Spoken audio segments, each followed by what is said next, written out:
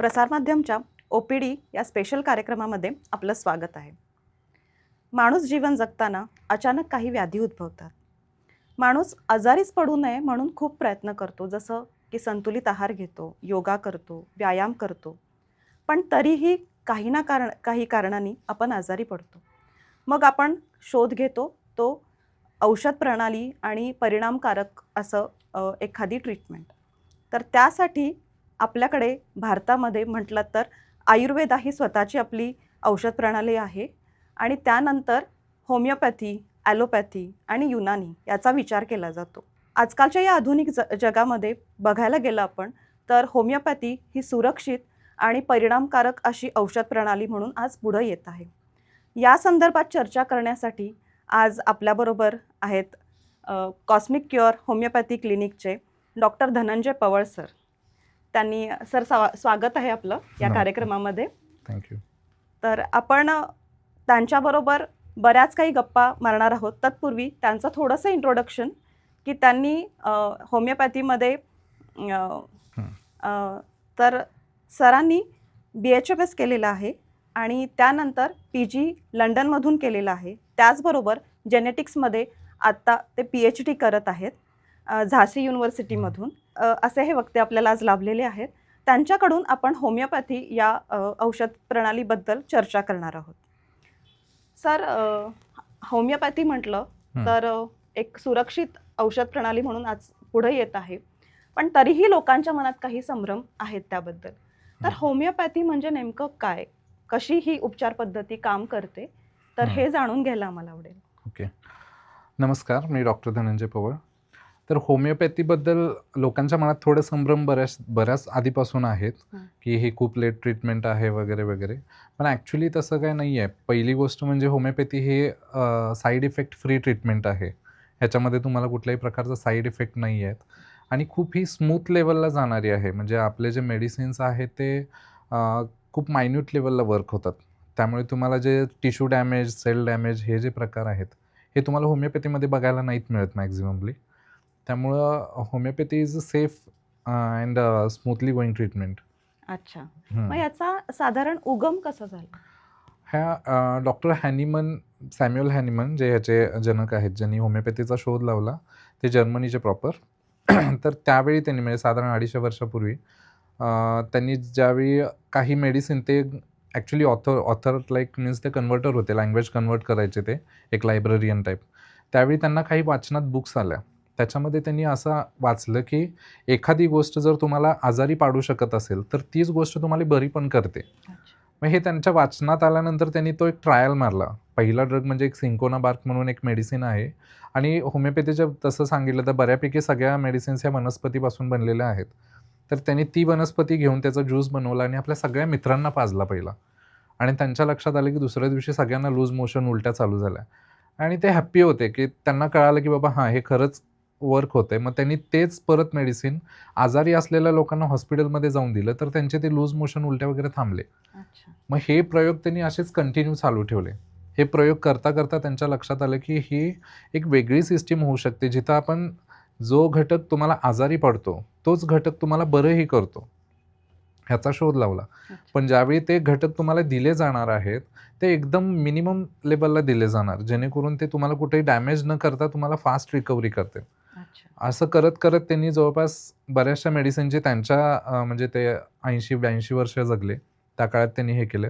आता होमिओपॅथीमध्ये साधारण 4000+ औषधं आहेत. तर ह्यातलं प्रत्येक औषध हे त्याच पद्धतीनं बनवलेलं आहे. म्हणजे प्रत्येक औषधाचा जो रिसर्च किंवा जो हे आहे डाटा आहे तो कसा केला जातो, तर एखादं नवीन वनस्पती तुम्ही कुठली घेतली, मग तो कुठलाही असेल, मग तो धतुरा असेल, तुळशी असेल किंवा काही असेल, कांदा असेल, तर त्याचा पहिला अर्क काढून त्याचं एक लेवलला मेडिसिन बनवलं जातं. ते मेडिसिन चांगल्या माणसांना दिलं जातं जे टोटली हेल्दी आहेत, म्हणजे ज्याला कुठलाही आजार नाही आहे किंवा काही टेन्शन नाही आहे. तर त्याला ते रिपीटेड डोसला दिलं जातं आणि दिल्यानंतर त्या ऑब्झर्व केलं जातं की त्याच्यामध्ये काय काय लक्षणं दिसायला लागलीत. ती लक्षणं सगळी कॅप्चर केली जातात आणि त्या लक्षणाच्या आजार ज्यांना ज्यांना आहेत त्यांना ते औषध दिलं जातं, तर ते 100% बरं होतं. अशा पद्धतीनंच ही सगळी 4000 औषधं प्रूव्ह केलेली आहेत. अच्छा, म्हणजे याचं रिसर्च म्हटलात आपण हां, तर उलट्या पद्धतीनं उलट्या चालतो. पद्धतीनं आहे. अच्छा. त्याला म्हणून सिमिलिया सिमिलिबस क्युरेंटर असं हे आहे. म्हणजे जशास तसं आपण बरं करतो. म्हणजे काट्याने काटा काढणं जो प्रकार अच्छा. आहे, तो ते त्या पद्धतीनं होतं. अच्छा. मग आता आपण आजकाल बघतो की होमिओपॅथी, ॲलोपॅथी आणि आयुर्वेदा हं. ह्या उपचार पद्धती प्रामुख्यानं भारतामध्ये हो, वापरल्या जातात. बरोबर. तर त्याच्यामध्ये आपण फरक करायचं म्हटलं तर साधारण म्हणजे तुम्ही काय सांगाल? आता होमिओपॅथी जर बघितलात तुम्ही तर भारतात तर आहेच, पण जगभरातली ही सेकंड जास्तीत जास्त वापरल्या जाणारी ट्रीटमेंट आहे. हं. म्हणजे ॲलोपॅथीनंतर सेकंड होमिओपॅथी येतं हां. पूर्ण जगभरात. नंतर आता आयुर्वेदा ही मॅक्सिमम आपल्या इंडियाशी रिलेटेड होती. तेही पण खूप छान आता डेव्हलप झाले. म्हणजे भारताच्या बाहेर पण आहे. अ, आयुर्वेदिकमध्ये काय केलं जातं, डायरेक्टली वनस्पतींना घेऊन त्याचे काढे, चूर्ण किंवा भस्म ह्या पद्धतीनं तुम्हाला दिलं जातं. हं. होमिओपॅथीमध्ये काय केलं जातं, की त्याची म्हणजे समजा 1 ग्रॅम जर तुम्ही आयुर्वेदिकमध्ये घेत असाल किंवा ॲलोपॅथीमध्ये जर तुम्ही बघितलात 500 एमजीची हो, गोळी आहे हो. किंवा 250 MG, MG it is in a gram. हो. तर तेवढ्या ग्रॅम्सचं ते मेडिसिन तुम्हाला दिलं जातं. हं. आम्ही ते थाउजंड्स ऑफ पटीनं कमी करतो. अच्छा. म्हणजे तो जो घटक आहे, तो इतक्या मायन्यूट लेव्हलला आणला जातो, की तो तुम्हाला ह्याच्यामध्ये पण नाही सापडत मायक्रोस्कोपमध्ये. अच्छा. हां आणि त्याचे इफेक्ट्स पण तेवढे स्ट्राँग राहतात पण. अच्छा. हां, मग हेच तिघांची वेगवेगळी पद्धत जी आहे ती ॲलोपॅथीमध्ये ते मॉलिक्युलर ह्याच्यावर दिलं जातं. आयुर्वेदामध्ये डायरेक्ट तुम्ही चूर्ण, भस्म किंवा वनस्पतींच्या हे करून दिल्या जातात हं. आणि होमिओपॅथीमध्ये ते घटक पूर्ण मायन्यूट लेव्हलला आणले जातात. जिथं त्याचे पूर्ण साइड इफेक्ट्स बाजूला केले जातात आणि फक्त त्याचे हे दिसतात तुम्हाला पॉझिटिव्ह रिझल्ट्स. अच्छा. मग ही ट्रीटमेंट घेताना हं, साधारण म्हणजे तुम्ही ट्रीटमेंट देताना हं. एक साधारण पद्धती कशी आहे? अ, होमिओपॅथीची ट्रीटिंग पद्धत कशी आहे ट्रीटमेंटची, तर पहिला ज्यावेळी पेशंट येतो, त्यावेळी त्याची पूर्ण हिस्ट्री घेतली जाते. अच्छा. कारण की होमिओपॅथी क्लासिकल होमिओपॅथी ज्याला म्हणतात, ज्याच्यामध्ये एक व्यक्ती हे एकच औषध दर्शवतं. जसं बाकीच्या पॅथीमध्ये तुम्ही बघितलं तर तुम्ही पेनकिलर घेताय, अँटिबायोटिक्स घेताय, त्यानंतर पित्ताची गोळी द्यावी लागते, स्टिरॉइड्स द्यावे लागतात. म्हणजे हो. There are list of medicines. हो. होमिओपॅथीमध्ये आपण पहिला माणसाचा एक साचा तयार करतो, की तो मानसिकता कशी आहे, तो मानसिकतेनं कुठं खचलाय. म्हणजे आम्ही मॅक्सिमम माइंडवर कॉन्सन्ट्रेट करतो. म्हणजे अच्छा. 70-80% म्हटलात तरी चालेल. अच्छा. आणि त्याच्यानंतर मग त्याच्या शरीराचे सिम्प्टम्स अच्छा. आणि या सगळ्या गोष्टीचा एक पूर्ण अभ्यास केला जातो. आम्ही त्याला हिस्ट्री टेकिंग असं म्हणतो. हं. हिस्ट्री टेकिंगमध्ये पहिला त्याचे बेसिक आजार घेतले जातात, की बाबा तू आलाय कशासाठी आपल्याकडे? तर हं. समजा पाय दुखतो किंवा पोटात दुखतं किंवा चेस्ट पेन आहे, हेडेक आहे. ते मेन सिम्प्टम्स. त्यानंतर त्याचे कॉज असतात काहीतरी, माइंड कॉज. ते सगळे कॉज घेतले जातात. मग त्याला कुठला ऋतू आवडतो किंवा त्याला काय खायला आवडतं, त्याचं पाणी प्यायची पद्धत किती आहे, किती पितो, जेवतो किती, झोपतो किती, विचार कसा करतो, रिॲक्ट कसा करतो गोष्टींना. ह्या सगळ्या गोष्टीला आम्ही इम्पॉर्टन्स देतो. अच्छा. आणि त्या सगळ्या गोष्टीचं इम्पॉर्टन्स ज्यावेळी कलेक्ट केलं जातं, ह्या ज्या 4,000 औषधं आपण म्हणजे आता होमिओपॅथीमध्ये अवेलेबल आहेत, हं. त्यात तो कुठल्या ना कुठल्या साच्यात बसतो. अच्छा. मग तो साचा ज्यावेळी तुम्ही परफेक्ट शोधताय आणि त्याचा एक डोस दिलात, तरी तो माणूस 100% रिकव्हरीला सुरू होतो. अच्छा. हं. मग हिस्ट्री घेताना म्हणजे तुम्ही जसं म्हटलात, की मानसिकता बघितली जाते. हो. पण समजा माझ्या पोटात दुखतंय, हं. तर त्याचा आणि मानसिकतेचा काही संबंध असू शकतो का? 1001% असू शकतो. आता अच्छा. ॲक्चुअली माझं जेनेटिक स्टडी जो चालू आहे त्याच्यावरच सुरू आहे. कारण की तुम्ही कुठलाही आजार घेतलात, तर तो सुरू होतो आपल्या ब्रेनमधून. अच्छा. म्हणजे तुम्ही साधं शिंका जरी तुम्हाला आल्या, सर्दी जरी झाली, त्याला पण एक मानसिक कारण आहे आणि कॅन्सर जरी असला, तरी त्यालाही एक मानसिक कारण आहे. आता पोटात दुखणं हे म्हणजे आपण जनरली म्हणतो, की मी काहीतरी खाल्लंय बाहेरचं म्हणून माझ्या पोटात दुखलं आणि मला लूज मोशन्स लागले. पण ते तेवढ्याशी निगडीत नसतं. जर तुम्ही त्याची डिटेलिंग घेतलात, तर तो माणूस कुठेतरी घाबरलेला असतो 2 दिवसापूर्वी ओके. आणि हे फॅक्ट आहे. पण आता ह्याला जेनेटिकली कोरिलेशन आम्ही करायला लागलोय. म्हणजे तो अच्छा. डाटा ऑन प्रोसेस आहे. पण ज्यावेळी ह्या सगळ्या गोष्टी ब्रेनवर इम्पॅक्ट करतात, ब्रेनमधले जे आपले हॅपी हार्मोन्स आपण म्हणतो, ते हॅपी हार्मोन्स डिस्टर्ब होतात. अच्छा. जसं की आपण शुगरचं उदाहरण घ्यायचं म्हटलं, तर डायबिटीज होतो कधी? ज्यावेळी तुम्हाला हेवीली स्ट्रेसमधून तुम्ही जाताय. त्यावेळी बॉडी काय करते, ग्लुकोजची रिक्वायरमेंट ही तुम्हाला कंटिन्यू लागते. हो. आपण ग्लुकोज आहे म्हणून आपल्याला एनर्जी आहे आणि ज्यावेळी तुम्ही स्ट्रेसमध्ये असताय, म्हणजे एक सिंपल तुम्ही जॉगिंग, रनिंग करून आला किंवा तुम्ही लॉंग ड्राईव्ह करून आल, काही तुम्ही थकव्याचं काम काही केलं जिथं तुम्ही थकताय, त्याच्यानंतर पहिलं काम तुम्ही करताय ते तुम्ही चहा घेताय किंवा सरबत घेताय किंवा गोड काहीतरी खाताय. हो, बिकॉज यू नीड ग्लुकोज, बरोबर आहे. जे तुम्हाला एनर्जी देतं. का तर तुम्ही ज्या स्ट्रेसमधून आलाय त्या स्ट्रेसमधून बाहेर पडण्यासाठी. सेम पद्धतीनं काय होतं, ज्यावेळी तुम्हाला क्रॉनिक स्ट्रेस येतो, हं. कंटिन्यू तुम्ही एकाच गोष्टीशी संलग्न म्हणजे स्ट्रेसमध्ये राहायला लागतंय ना, त्यावेळी ब्रेन काय करतं पॅनक्रियाजला, की नाही ही व्यक्ती स्ट्रेसमध्ये आहे, त्याला ग्लुकोजची गरज जास्त आहे अच्छा, आणि ते ग्लुकोज रिलीज करायला चालू करतं अच्छा, आणि ते ग्लुकोज तुम्हाला ब्लडमध्ये दिसतं आणि मग तुम्हाला डायबिटीज म्हणून डिक्लेअर केलं जातं. अच्छा. पण जर तुम्ही मूळचा कॉज काढलात ह्यातून, की का आणि कशामुळे हे घडलंय, तर तुम्ही डायबिटीज फ्री होऊ शकताय. आणि आपले बरेच पेशंट आहेत ज्यांच्या आम्ही गोळ्या पूर्ण बंद केल्यात. अच्छा, आणि असं नाही की ते आमच्या मेडिसिन्सवर आहेत, आमच्या पण मेडिसिन आम्ही नंतर बंद केलेत. अच्छा. म्हणजे म्हणजे असे पूर्णपणे मेडिसिन बंद करून होतात. डायबिटीज शुगर, बीपीच्या बंद केलेत. म्हणजे काही लाईव्ह हार्ट अटॅकचे पेशंट्स पण आम्ही क्लिनिकमध्ये ट्रीट केलेत. अरे वाह! इथले कोल्हापुरातलेच आहेत. जे म्हणजे हार्ट अटॅक डिक्लेअर झालाय ते आलेत त्यांना घेऊन आणि आम्ही मेडिसिनवर त्यांना 2 तास तिथं बसवलंय अँड आफ्टर 2 डेज 3 डेज आम्ही परत त्यांचे ECG आणि ह्या सगळ्या गोष्टी केल्यात and they R totally healthy. अच्छा, हं, असं आहे. मग हिस्ट्री आपण घेतल्यानंतर हं. म्हणजे मानसिक असेल किंवा त्यांची हो. शारीरिक हिस्ट्री असेल, ती आपण घेतल्यानंतर हं. साधारण औषधं कशी चूज केली जातात? कसं हां, पक्कं केलं जातं? आता काय होतं तुमचा जो कॉज आहे ना, त्याच्यावर ठरलं जातं की हा डिसीज तुम्हाला ॲक्यूटमध्ये जाणार आहे की क्रॉनिकमध्ये. अच्छा, म्हणजे तो माणूस एका सडन फेजमधून क्रॉस होणार आहे की तो लाँग स्टँडिंग आजार घेऊन फिरणार आहे. अच्छा. त्यानुसार मग त्याचे मेडिसिन्स चूज केले जातात.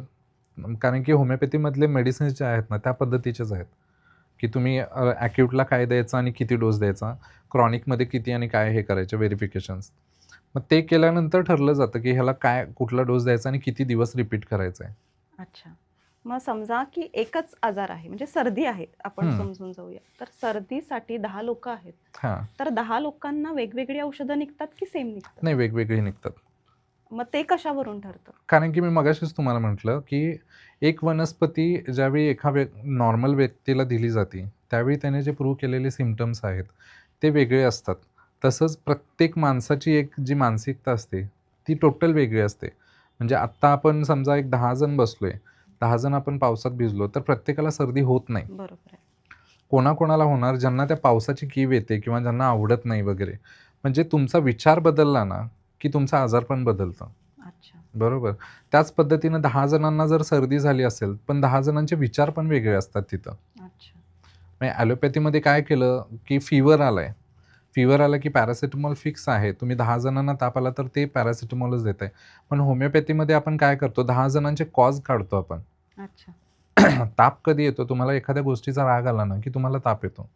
त्याच्यासाठी तुमचा जो मूळचा कारण आहे, मग आता तुम्हाला राग कशामुळे आला? समजा तुम्ही तुमच्या फ्रेंडसोबत भांडलाय, त्याचा तुम्हाला राग आला, तर ते मेंटल कॉज वेगळं आहे किंवा तुमची काही गोष्ट हरवली आहे, त्याचा तुम्हाला राग आलाय, तर त्याचा कॉज वेगळा आहे, त्याचं मेडिसिन वेगळं येणार. समजा तुम्हीच स्वतः काहीतरी चूक केलाय आणि तुम्हाला स्वतःचा राग आलाय, तिथं पण तुम्हाला ताप येणार. पण त्याचं कारण वेगळं आहे. कारण की ह्या आता तिन्ही फॅक्टर्समध्ये कॉज वेगळे ठरले आणि जेवढे कॉज बदलणार, तेवढे मेडिसिन्स बदलणार. ओके. आणखीन एक गैरसमज म्हणू शकतो आपण हं. लोकांचा आहे, की होमिओपॅथीचा परिणाम दिसायला खूप वेळ लागतो. तर त्याबद्दल काय सांगाल? ॲक्चुअली असं नाही आहे. काही वर्षांपूर्वी ही गोष्ट होती. म्हणजे होमिओपॅथीमध्ये ज्यावेळी हिस्ट्री घेणं हा प्रकार मी तुम्हाला सांगितला. त्याच्यामध्ये होतं कसं, की आता ॲडव्हान्स टेक्नॉलॉजी आलेत, सॉफ्टवेअर्स आलेत. आत्ता समजा मी मगाशी बोललो, की 4,000 औषधं आहेत आणि 1 पेशंट आहे समोर. तर मला त्या 1 पेशंटला 4,000 औषधातून फिरवून आणून त्याला 1 अच्छा. शोधायचं आहे.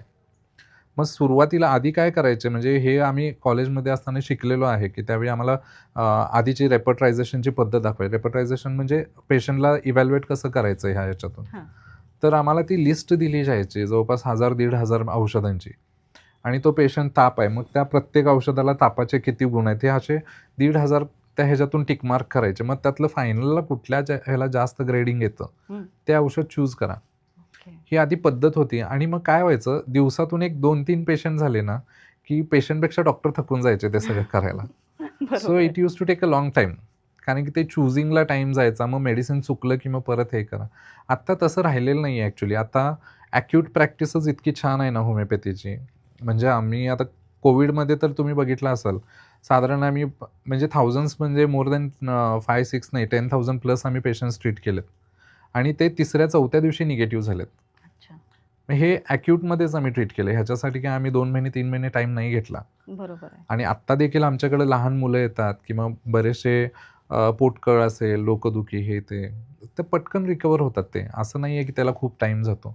जिथं तुमचं टिश्यू डॅमेज आहे किंवा क्रॉनिक डिसीज आहे, जसं डायबिटीजमध्ये असेल, कॅन्सर असेल, लिव्हर फेल्युअर आहे, किडनी फेल्युअर आहे, ते टिश्यू डॅमेज झालेले आहेत. नॉर्मली टिश्यू रिकव्हरीला तुम्हाला 120 दिवस किंवा कुठल्या-कुठल्या टिश्यूंना वेळ लागतो. तर तो रिकव्हरीचा टाईम आपण कन्सिडर करतो. अच्छा. त्यामुळे त्याला वेळ होतो. बाकी ॲक्यूट ट्रीटमेंट आधी नसायची, मॅक्सिमम करत नव्हते डॉक्टर्स. पण आता इट्स व्हेरी बेस्ट. मग पुढचा प्रश्न माझा हाच असेल, की क्रॉनिक म्हणजे ज्याला आपण म्हणतो, की दीर्घकाळ हं, जुनाट आजार असं म्हणतो आणि ॲक्यूट म्हणजे तत्काळ झालेले, की हं. जसं फीव्हर आहे किंवा जे हां, काही लूज असेल मोशन हां, असेल, लूज पोटकळ मोशन वगैरे. असतील असं हं, झालेलं. तर हे दोन्ही आजार आता होमिओपॅथीने ट्रीट होतात. बरोबर. तर म्हणजे आधी जसं तुम्ही आत्ता म्हटलात, की पूर्वी जुनाट ह्याच्यासाठीच विचार केला मॅक्सिमम जायचा विचार केला होमिओपॅथीचा. जायचा. तर आजकाल ॲक्यूटमध्ये खरंच इतके परिणामकारक औषधं आहेत का? हो, हो, 100% आहेत. म्हणजे तुम्ही आजार सांगा त्याच्यावर औषधं आहेच. अच्छा. मग इतकं डेव्हलप छान झालेलं आहे ना, की आपण जसं फीव्हरला आता तुम्ही म्हणताय पॅरासिटामॉल तुम्ही ॲलोपॅथी कन्सिडर केली आपण, तर आपण एक अँटिबायोटिकचा 3 दिवसाचा डोस किंवा 5 दिवसाचं मेडिसिन्स घेतो. त्यानंतर अँटीफेब्राइल म्हणजे पॅरासिटामॉल किंवा पेन किलर कुठली तर घेतो. अँटासिड्स घेतो. हो. पण आम्ही मॅक्सिमम 1 किंवा 2 दिवसात ते 1 दिवस लागतो, पण ते कव्हर होऊन जातं सगळं. तुम्हाला अँटिबायोटिक किंवा काहीच घ्यायची गरज पडत नाही. अच्छा. हां, इतकं इतकं पटकन ॲक्यूट फास्ट होऊन जातात होऊन कव्हर. जातं. इव्हन तुमचे किडनी स्टोन्स असतील, ज्याच्यामध्ये हाय लेव्हलला पेन असतो, लोकांना सहन होत नाहीत. हं. ते पण विदिन 1 ऑर 2 अवरमध्ये पण रिकव्हरी होतात. अच्छा आणि त्याचे साइड इफेक्ट्स काही नाही आहेत? 100% नाहीत. अच्छा. हं. मग म्हणजे हे दोन्ही ह्यांनी कसं म्हणजे हाताळलं जातं साधारण, की त्याचे दोन्हीची औषधं वेगळी असतात? हां, दोन्हीची ट्रीटिंग पद्धत वेगळी आहे. हं. जसं होमिओपॅथीमध्ये काही पोटेन्सीजमध्ये मेडिसिन दिले जातात. हं, हं. म्हणजे त्यांची ग्रेडिंग्स ठरलेली आहेत. 30 आहे, 50 आहे, 100, 200. हं. आपण जसं ॲलोपॅथीमध्ये हे बघतो एमजी, 200 एमजी, 250 एमजी. तसं आपल्या ह्याच्यामध्ये ग्रेडिंग्स आहेत. अच्छा. मग ते ॲक्यूटसाठी वेगळे ग्रेडिंग्स येतात आणि क्रॉनिकमध्ये थोडे वेगळे वापरले जातात. वेगळे वापरले जातात. अच्छा. आणि दुसरं म्हणजे तुम्ही मगाशी बोललात, की जास्त वेळ का लागतो हं. ट्रीटमेंटला? होमिओपॅथीचं एक असं आहे ना, की होमिओपॅथीकडे येणारे आत्ता पेशंट्स बऱ्यापैकी आहेत जे फ्रेशली येतात. हं. पण ह्याच्या आधी असं होतं ना, की तो पूर्ण फिरून यायचा. आता ॲलोपॅथीचं सगळं घेणार, त्यानंतर आयुर्वेदा घेणार हो, हो. आणि लास्टला ते होमिओपॅथीकडे यायचे. हं. अँड ॲट द टाईम ते बऱ्यापैकी डॅमेज झालेले असायचे सगळ्या गोष्टीतून. अच्छा. त्यामुळे त्या गोष्टी परत आम्हाला रिकव्हर करण्याला रिकव्हर पण टाईम जायचा. बरोबर आहे. आणखीन म्हणजे की कुठले स्पेशल असे आजार आहेत, की जे तुम्ही अगदी म्हणू शकता, की होमिओपॅथी औषधांनी कंप्लीट बरे होतात? तसे बरेच आहेत मॅडम. म्हणजे तुम्ही म्हणजे की जे म्हणजे लोक आता जसं आपण डायबिटीजबद्दल बोललो, हां, जसं आपण कॅन्सरबद्दल बोललो. बरोबर. लोकं डायलिसिसवरती जातात. हां, तर डायलिसिस करावं लागतं लोकांना, की जे खूप पेनफुल आहे. बरोबर. तर असे कुठले डिसीज आहेत? मग ते क्रॉनिक असेल क्रॉनिक किंवा आहेत, ॲक्यूट ॲक्यूट असेल? आहेत. तर बरेच आहेत जसं की लिव्हर फेल्युअर, किडनी फेल्युअर आहे, अच्छा, बीपी, शुगर वगैरे, डायबिटीज. ह्या गोष्टी ॲक्चुअली आता रिकव्हर व्हायला लागल्यात. अच्छा, मीन्स पेशंट तुम्ही नॉर्मलला यायला लागलेत परत. They are living medicine free life. अच्छा. हं, आणि दुसरं की डायबिटीसमध्ये एक वेळ येते, की हं. जेव्हा गँग्रीन होऊ शकतं माणसांना किंवा हां, किडनी फेल्युअर. बरोबर. हे 2 महत्त्वाचे म्हणजे आहेत. गोष्टी होतातच मोस्ट ऑफ डोळे लोकांमध्ये. खराब होतात हां, किंवा पायाचे हे सेन्सेशन्स जातात. जातात. मग त्यासाठी होमिओपॅथी कसं आहे, वर्क आहे. करतं? बेस्ट आहे. कारण की आम्ही त्यावेळी पण त्यांना म्हणजे इथं ट्रीट करायच्या काही पद्धती आहेत. जसं की होमिओपॅथीमध्ये आम्ही तुम्हाला म्हटलं, की पेशंट पहिलाच आपल्याकडे जर आला, मीन्स डे 1ला आजारी झालाय आणि तो डायरेक्ट होमिओपॅथी ट्रीट केलाय, हं. तर त्याला लाईन ऑफ ट्रीटमेंट एक वेगळी राहते हं. And the recovery is very fast. अच्छा, ज्यावेळी तो बाकीच्या सगळ्या ट्रीटमेंट्स घेऊन आलेला असतो, त्यावेळी त्याचे बऱ्यापैकी बाकीचे काही-काही जे डॅमेजेस असतात ना, ते पण आपल्याला रिकव्हर करायला लागतात. अच्छा, कारण की होमिओपॅथीची जी रिकव्हरी मेथड आहे, ती फर्स्ट कम लास्ट म्हणजे ज्यावेळी जो पहिला त्यांना सिम्प्टम झालाय ना, तो लास्टला ट्रीट होतो. अच्छा. म्हणजे पहिला त्याचे पाय दुखत होते, नंतर मग त्याचे गुडघे दुखायला लागले, नंतर मग पोटात दुखायला लागलं, नंतर त्याला शुगर झाली, नंतर त्याला बीपी आली. तर रिकव्हरी होताना पहिला बीपी जाणार, मग शुगर जाणार, मग त्याचे पोटात दुखायचं कमी येणार, पाय दुखायचे, गुडघे दुखायचे थांबणार. ही रिकव्हरीची मेथड आहे. अच्छा. म्हणजे जसं औषधाचा रिसर्च असतो, हां, तसं तसंच ते त्याचं रिव्हर्स फॉर्ममध्ये रिव्हर्स तो रिकव्हर फॉर्ममध्येच तो होतो. रिकव्हर होतो. कारण की होमिओपॅथी मेडिसिन्स हे कुठलेही म्हणजे ऑर्गन्सवर डायरेक्ट इफेक्ट होत नाही. अच्छा. तुम्ही गोळ्या बघितला असाल, हो, शाबूसारख्या हो, गोळ्या हो, असतात. त्या मिल्कपासून बनवलेल्या असतात. त्या जिभेवर ठेवूनच विरघळतात. हो. आणि ते फक्त सेन्स बर्ड तुमचे आहेत ना, ते सेन्स करतात त्याचे डिकोडिंग्स अच्छा. आणि ते ब्रेनला ऑर्डर जाते आणि ब्रेन तिथून रिकव्हरी सुरू करते. So it is not that की बाबा माझा गुडघा दुखा लागलाय आणि ते मेडिसिन खाल्ल्यावर पोटात जाणार आणि तिथं जाऊन ते ॲनेस्थेशिया इफेक्ट देणार आणि गुडघा दुखायचा थांबणार. नाही, तो तुमच्या ब्रेनला ऑर्डर देतो तो, अच्छा. की ह्या कॉजमुळे तुला हे झालंय आणि you have to come back. अच्छा. हं.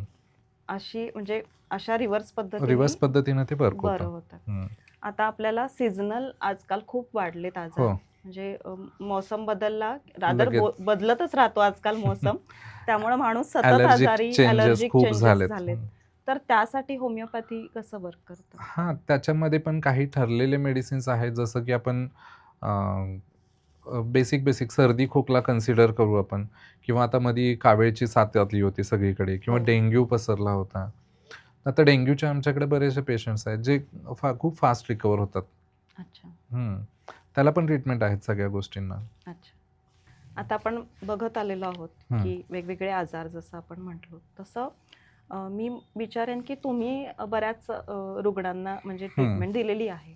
तर त्याचे काही किस्से असतील किंवा म्हणजे जसं आपण म्हणतो की डायबिटीस आहे त्याच्यामध्ये गँग्रीन अचानक उद्भवतं उद्भवतात. किंवा म्हणजे बरेच हे सेन्सेशन जातं हो. बॉडीमधलं किंवा लिव्हर डॅमेज असतं किंवा हं. किडनी डॅमेज असतं. तर डायलिसिसमध्ये जातात लोक. तर असे काही केसेस तुम्ही सॉल्व्ह केले असतील हो, तर आहेत ना, बऱ्याच केसेस आहेत तशा. डायलिसिसचे बरेच पेशंट्स आहेत आमचे, ज्यांना आम्ही म्हणजे क्रियाट त्यांचं 7, 8, 9 पर्यंत जायचं. अच्छा. ज्यांना आम्ही होल्ड ऑन करून ठेवलंय, ज्यांना म्हणजे डायलिसिस करूच दिलेलं नाही फर्स्ट ऑफ ऑल. एकदा का डायलिसिसची एंट्री झाली ना, की मग रिकव्हरीचे चान्सेस ॲक्चुअली कमी होतात. अच्छा. कारण की तो पेशंट मानसिकतेनं पण खचतो तिथं. आठवड्यातून 2 वेळा डायलिसिस करा आणि हे करा. आम्ही आता काही 2-2, 3-3 वर्ष पेशंट्सना फक्त मेडिसिन्सवर कंट्रोलवर ठेवले आणि ते हेल्दी आहेत. म्हणजे असं नाही की त्यांचं लाईफ डिस्टर्ब झालंय वगैरे. शुगरचे काही पेशंट आहेत ज्यांचं आम्ही म्हणजे मी नाव ओपनली नाही सांगू शकत, पण इथले बरेच पेशंट आहेत ज्यांना सकाळी 1000 mg संध्याकाळी 1000 mgच्या गोळ्या चालू होत्या. आज त्या व्यक्तीला आम्ही टोटल मेडिसिन फ्री केलंय अरे वा. And he is totally healthy. माझी आई आहे स्वतःची. तिला 2019-20 पासूनच मी तिचे मेडिसिन्स आम्ही कमी केलेत आणि आत्ता सध्या ती टोटल विदाऊट मेडिसिन आहे शुगर आणि बीपीचे. अच्छा. किंवा बाकी स्किनमधले असतील किंवा तुम्ही आता म्हणताय गँग्रीनचे माझा मित्रच आहे क्लासमेट काटकर म्हणून, त्याचे वडील. तर लिटरली त्यांचा पाय काढणं हा एक ऑप्शन होता. ही गोष्ट 2022ची आहे. पण ते रोज आता ज्योतिबाला म्हणजे ते राहतातच पोहाळ्यात. सो ते डेली 6 किलोमीटर वॉकिंग करतात अरे वा. आणि त्यांची जखम माझ्यामते आम्ही 2 ते 3 महिन्यात रिकव्हर केली. अच्छा. असे बरेच पेशंट्स आहेत जे 100% त्यांना ऑपरेटिव्हच सांगितलं होतं. अच्छा. पण आपण त्यांना पूर्णपणे रिकव्हर केले. किडनी स्टोन्सचे असतील, लिव्हर फेल्युअरचे आहेत काही पेशंट्स. कारण की करताना आम्ही काय करतो, म्हणजे इव्हन तुम्ही बेसिक स्किन डिसीजपासून जरी घेतलंत, तरी आम्ही पहिला त्यांचे मेंटल कॉज काढण्याचा प्रयत्न करतो. अच्छा. जसं मगाशी मी तुम्हाला सांगितलं, प्रत्येक आजाराला एक मानसिक कारण आहे. काही स्किनचे पेशंट आता सोरियासिस म्हणतात की बरा होतच नाही. माझ्याकडे लाईव्ह पेशंट आहेत, तुम्हाला मी दाखवतो कधी. एक मुलगी आहे, 9th-10thला असेल ती, 9वीला आहे. तर पूर्ण तिला सोरियासिस पायावर, हातावर सगळं भरलं होतं. पण तिचा जो ट्रीटमेंट लाईन झाली होती ह्याच्या आधी, बरेचसे तिनं म्हणजे डर्मॅटॉलॉजिस्ट म्हणा किंवा ह्यांच्याकडे बऱ्याच जणांच्याकडे ट्रीटमेंट घेतली. पण ते तेवढ्यापुरतं कमी यायचं. स्टिरॉइडल इफेक्ट असायचे. त्यानंतर परत ते सप्रेस व्हायचं. परत थोडे दिवसांनी बाहेर पडायचं आणि त्यांना एक डोक्यात भरवलं होतं की नाही, सोरियासिस हा बरा होणारच नाही आहे. अच्छा. मग त्यांना मी सांगितलं असं काही नाही आहे. ज्यावेळी फर्स्ट टाईम आले, त्यावेळी मी तिला आधी आत घेतली. त्यांच्या आईवडिलांना सांगितलं, तुम्ही जरा बाहेर बसा. तिची पूर्ण मेंटल कॉज काढला काय आहे. कारण की स्किन डिसीज ज्यावेळी होतं ना, त्यावेळी एक सेपरेशनचं फीलिंग असतं तुमच्या डोक्यात. अच्छा. म्हणजे तुम्हाला बेसिक स्किनला जरी काही प्रॉब्लेम झाला तरी एक लक्षात घ्या की काहीतरी तुमच्यापासून वेगळं झालंय. अच्छा. आणि हे सेपरेशनचा कॉज जेवढा डेप्थवर जाणार तेवढा मोठा स्किनचा डिसीज तयार होतो. आणि ज्यावेळी तुम्ही तो कॉज बाजूला काढताय तो पेशंट परत नॉर्मलला येतो. ती मुलगी आता 100% क्लिअर आहे. अच्छा. घोडावतला स्कूलला आहे, बट शी इज हेल्दी. असे बरेच पेशंट्स आहेत. माझे अच्छा. एक मित्र आहे, म्हणजे पप्पांचे मित्र आहेत, त्यांचं हे आहे, त्याला तर फुल बॉडीला होतं, बट ही इज 100% फाईन. त्यांना ट्रीटमेंट देऊन माझ्या मते मी 7 वर्ष झाले असतील. या 7 वर्षात त्यांना एक गोळी पण दिलेली नाही मी. अच्छा. असे बरेच आजार आहेत जे आपण 100% रिकवर करू शकतो. काही मतिमंद मुलं आपल्याकडे आहेत ट्रीटमेंटला. म्हणजे आता काही रिसर्च आपण करतोय त्याच्यामधून आम्ही त्यांना पण ट्रीटमेंट दिलेली आहे. जी बोलूच शकत नाहीत किंवा चालू शकत नाही. ज्यांना दिवसातून 2-2, 4-4 वेळा कन्व्हल्जन्स यायचे, फिट येणं ज्याला म्हणतो आपण. हं. ते पेशंट तर आम्ही इतके स्मूथली मेडिसिन फ्री केलेत. अरे वाह! म्हणजे ज्यांना कंटिन्यू मेडिसिन्स द्यावेच लागायचे दिवसातून 2 वेळा, 4 वेळा. त्याशिवाय त्यांचे फिट्स थांबायचे नाहीत. अशांचे आम्ही टोटली मेडिसिन्स बंद करून त्यांना हेल्दी केलंय. खूप छान. हं. मग लिव्हर सोरायसिसमध्ये काही आपण करतो हां, का? लिव्हर सिरोसिसला पण आहे. तर लिव्हर सिरोसिसला मूळचं कारण आपण म्हणतो की म्हणजे ड्रिंक्स घेतल्यामुळं झालंय किंवा हे. Okay, we can consider is one part of that. पण मूळचं कारण त्याला खूप वेगळं असतो. सप्रेस्ड अँगर असतो. तुमचा जो दबलेला राग आहे. माझ्याकडे एक खोपडे म्हणून एक पेशंट आहे, हं. इथलाच कोल्हापुरातला. त्याला म्हणजे प्रत्येक 2 महिन्याला तो ॲडमिट व्हायचा. अच्छा. प्रत्येक 2 महिन्याला त्याला 4 दिवसाचं ते आय-व्हीज, अँटिबायोटिक्स कंपल्सरी. तो तिथून यायचा, त्याचा तो हॉटेलिंग व्यवसाय होता. त्याच्यात तो 24 तास मग वर्किंग करायला लागायचं. आणि तो वैतागलेला प्रत्येक सगळ्या गोष्टीला. त्याला मी ते माझ्याकडे आले. आल्यानंतर मी त्यांना सांगितलं, म्हटलं ट्रीटमेंट देतो प्रॉपर, मला आधी जे पाहिजे ते सगळं सांगायचंच मनातलं. हं, हं. तर पहिला त्या गोष्टीला त्याचा विश्वास नाही बसला. But the very next day आणि काय मनात आलं आणि तो परत आला. आल्यानंतर मला त्यानं ए टू झेड सगळं सांगितलं, काय घडलं आणि काय काय झालं होतं लाईफमध्ये. आणि त्या दिवशी त्याला जे ट्रीटमेंट आम्ही दिलं होतं 2020 मधली, कोविडच्या आधीच, 1 वर्षभर आधी 19मध्ये आला होता तो. अच्छा. तर त्यावेळी त्याला ट्रीटमेंट दिलेली आहे. माझ्या ते 6 महिने घेतली असेल. आजपर्यंत त्याला कुठलेही मेडिसिन चालू नाहीत. त्याची लिव्हर टोटल रिकव्हर झाली. अरे वाह! Is totally fine. अशा बरेच पेशंट्स आहेत आपल्याकडं. म्हणजे ज्यांचे ट्रीटमेंट होणारच नाही आहे, अशा ज्यांना आपण हे करतो, ते रिकव्हर होतात. अच्छा. इव्हन कॅन्सरचे पण आहेत. अच्छा. हं. मग ॲक्यूटमधलं आपण म्हणतो की मध्ये कोविड आलं होतं. ते हां. तुम्ही ट्रीट केलेलं बरोबर. आहे. तर त्याच्यामध्ये इतकं फास्ट मिळतं, तुम्ही म्हणता की 5व्या दिवशी तो रिकव्हर माणूस होतंय 100% कम्प्लिटली रिकव्हर होतो. तर आता ह्या सगळ्या ह्याच्यामधून मी आता जाऊ इच्छिते की मेंटल, आपण जसं म्हणतो की बिलीफ सिस्टमच होमिओपॅथीची बरोबर. आहे की मनातून साधारण एक कुठलाही रोग सुरू होतो. हो. तर मानसिक रोगांबद्दल काय म्हणणं आहे तुमचं? नाही, मानसिक रोग हा तर म्हणजे ॲक्च्युली बेसिक लेव्हलला असतो फर्स्ट ऑफ ऑल. ज्यावेळी तो तुमच्या टॉलरन्सच्या पलीकडे जातो, म्हणजे सप्रेशन नावाचा एक प्रकार येतो. समजा आपण दोघं इथं बसलोय आणि आपल्यात काही चर्चा चालल्यात, बरंचसं समोर पब्लिक बसलेलं आहे आणि ह्या इन्सिडन्सला तुम्ही माझा इन्सल्ट केला हाय लेव्हलला, बरोबर? आणि मी अपमानित फील करायला लागलोय, म्हणजे नाही मॅडम मला असं नाही बोलू शकत, नाही बोलू शकत. आणि मी हे जर व्यक्त केलं इथंच, मीन्स समजा मी तुम्हाला रिव्हर्स बोलून टाकलं, तुम्हाला ओरडलो, XYZ whatever my feelings मी व्यक्त केलं इथं, तुम्हाला रिॲक्ट केलं, तर actually I am free from the disease. अच्छा. जर मी तो राग आणि तो अपमान माझ्या डोक्यात ठेवून मी इथून उठून गेलो, 100% मी पुढच्या 4 दिवसात माझा ॲक्सिडेंट होईल किंवा पडणार, लागणार, काहीतरी फ्रॅक्चर होणार. अच्छा. हे फिक्स आहे. सो मानसिक आजार कुठं राहतो, ज्यावेळी तुमच्या फीलिंग्स तुम्ही ओपनली व्यक्त नाही करत आहे. म्हणजे अव्यक्तपणे तुम्ही त्या दाबून ठेवताय एखाद्या गोष्टीबद्दल. अच्छा. आणि ती बऱ्यापैकी भीतीचे प्रकार असतात. राईट. म्हणजे टॉलरन्स नेहमीच टॉलरन्स चांगला नाहीये. नसतो आणि भीतीचा प्रकार असतो तो. फक्त म्हणजे हे मला मारतील का? मला हे होईल का? मला ते होईल का? म्हणजे मला असं झालं तर मी काय करणार? माझे घरचे नाही आले तर काय? It's just kind of imagination. अच्छा. मानसिक रोग जे असतात ना, it revolves around the imagination. अच्छा. ते तुमच्या फिजिकल्समध्ये इतक्या लेवलला एंट्री नाहीत मारत. आणि मी तुम्हाला जे आता उदाहरण दिलं, की तुम्ही मला इन्सल्ट केला, हे फिजिकल लेवलला माझा डॅमेज झाला इथं. अच्छा. त्यावेळी ते तो 100% तुमच्या शरीरावर आघात करतात. म्हणजे तुम्ही कुठलाही आजार जर घेतलात ना, तर त्याला एक पर्टिक्युलर मानसिक कारण असतं. जसं फीवर, तुम्हाला राग आलेलाच असतो, त्याशिवाय ताप येत नाही. मग अव्यक्त असे भावना कोणकोणत्या आहेत आणि त्याच्याशी रिलेटेड असे आजार हं. कोणकोणते, म्हणजे आपण एक एक साधारण जनरल. बघूयात जनरल. नाही, आता मी तुम्हाला सांगितलं हाय लेव्हलला इन्सल्ट. हां. तुम्हाला फ्रॅक्चर मिळणार म्हणजे मिळणार. माझे एक पेशंट आहेत, त्यांचा राईट हँड फ्रॅक्चर झाला होता. म्हणजे ते 7-8 महिन्यापूर्वी आले होते माझ्याकडं. मग आल्यानंतर त्यांनी ते प्लास्टर घालूनच आले होते. मग ते पेन्स आणि हे, तर मी त्यांना एकच प्रश्न विचारला, म्हटलं या 8 दिवसात तुमचा कोणी अपमान केलाय काय? तर ते म्हणले, अहो नाही, मी गाडीवरनं निघालेलो, पावसाचे दिवस होते, स्लिप झाली, मी पडलो आणि माझा हात मोडला. मी म्हटलं, मी जे विचारतोय ते सांगा म्हटलं मला. अहो नाही, मला फक्त हे द्या, माझा हात मोडलाय, मला त्याचं सर ट्रीटमेंट. मी म्हटलं 8 दिवसापूर्वी अपमान कोणी केलाय ते सांगायचं, मग मी पुढं ट्रीटमेंट देतो.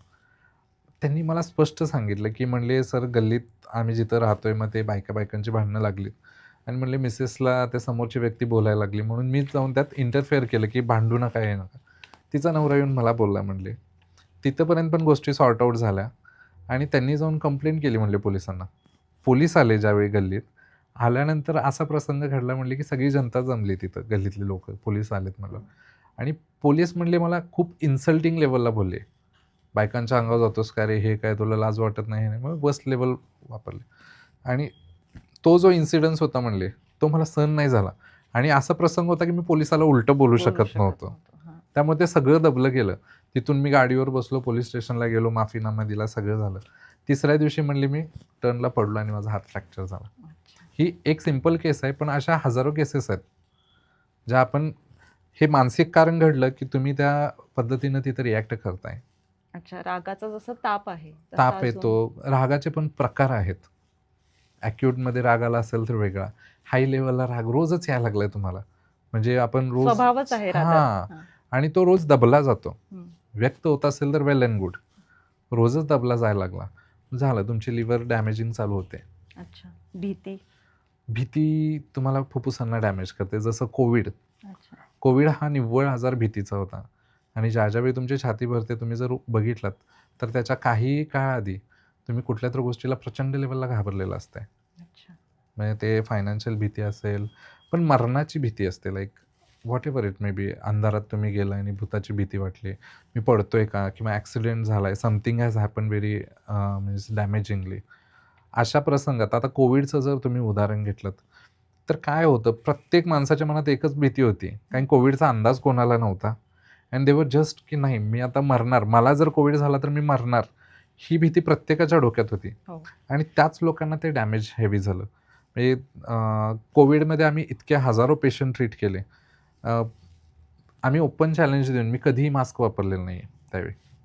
म्हणजे हा माझी अतिशयोक्ती नव्हती किंवा मला काय ओव्हर कॉन्फिडन्स असं काही नव्हतं. पण मी नाही किंवा माझ्या स्टाफनी देखील कधी मास्क नाही वापरला. आम्ही रोज 100-150 पेशंट बघत होतो, कोविड पॉझिटिव्ह पेशंट्स. लिटरली आम्ही त्यांच्याबरोबर बसून जेवलो. मी माझा मुलगा त्यावेळी 1.5 वर्षाचा होता, 1.5-2 वर्षाचा. त्याला घेऊन मी कोविड सेंटरला जायचो. आम्ही क्रिकेट खेळलो, त्यांच्याबरोबर बसून जेवलोय सगळ्यांच्यात. आमचे काही पाहुणे ज्यावेळी पॉझिटिव्ह आलेले, मी घरच्यांना घेऊन त्यांच्या घरी जायचो, त्यांच्यात बसून गप्पा गोष्टी मारून आम्ही जेवलोय. पण आम्हाला कधीच कोणाला पॉझिटिव्ह नाही आला. अच्छा. कारण की तुम्ही ज्या क्षणाला त्या गोष्टीची भीती घेणार आहे ना, मग संपलं. तुम्हाला तो आजार 100% कॅच करतो. म्हणजे भीतीपोटी ब्रह्मराक्षस म्हणतात हां, तसा प्रकार तो आहे तो. दडलेला असतो डोक्यात. फक्त तुम्ही त्याला एक्सपोजर द्यायचा आहे का नाही ते तुमच्या हातात आहे. अच्छा. मग हार्टचे डिसीज जे होतात ते कशामुळे होतात? ते तुमच्या जिवलग किंवा जे काय होतं, तुम्ही ज्यांच्यावर प्रेम, म्हणजे आपण हे असतो काय म्हणतो, भावनिकरित्या ज्यांच्याशी अटॅच आहे. हं, हं. It's not related to your business किंवा फायनान्शियल लॉस किंवा तुम्ही ते आर्थिक रिलेशन्स म्हणू शकतो आपण दादा. हां, जिथं तुम्ही छान रिलेटेड आहात सगळ्यांशी, तुमचे क्लोज फ्रेंड्स असतील, आई-वडील आहेत किंवा हे, ह्यांच्यापासून ज्यावेळी तुम्ही मानसिक धक्का सहन करताय ना, ते तुम्हाला हार्ट अटॅकवर जातं, चेस्ट पेनवर जातं किंवा तुमचं हायपर टेन्शनमध्ये जाताय. म्हणजे बीपी वगैरे हां, त्यामुळे सुरू त्यामुळे होऊ होतात. शकतो. अच्छा. आणि पोटाचे आजार साधारण? ज्यावेळी तुम्ही समजा you are working in a television media, हं. तुमच्याबरोबर एक साधारण 8-10 स्टाफ आहे आणि त्यातले काही 4 स्टाफ असे आहेत ना, की तुम्ही त्यांना रोज सांगता, की यू डोंट बिहेव लाईक दिस, हे इथं ठेवू नका, हे चांगलं नाही दिसत आहे, शूटिंगचा सेट असा असला पाहिजे, असला पाहिजे. पण ते येणार परत इथंच टाकणार आणि जाणार. आणि सिच्युएशन अशा आहे की तुम्ही नाही बोलू शकत आहे. रोज नाही बोलू शकत हां. अर्थात. हां. त्यावेळी ज्या गोष्टी तुम्हाला पचतच नाही, हे बाबा हे असं कसं वागतंय? म्हणजे म्हणजे आपण परफेक्शनिस्ट असू आपण तर आपल्याला पोटाचे आजार जास्ती असू शकतात. असू शकतात.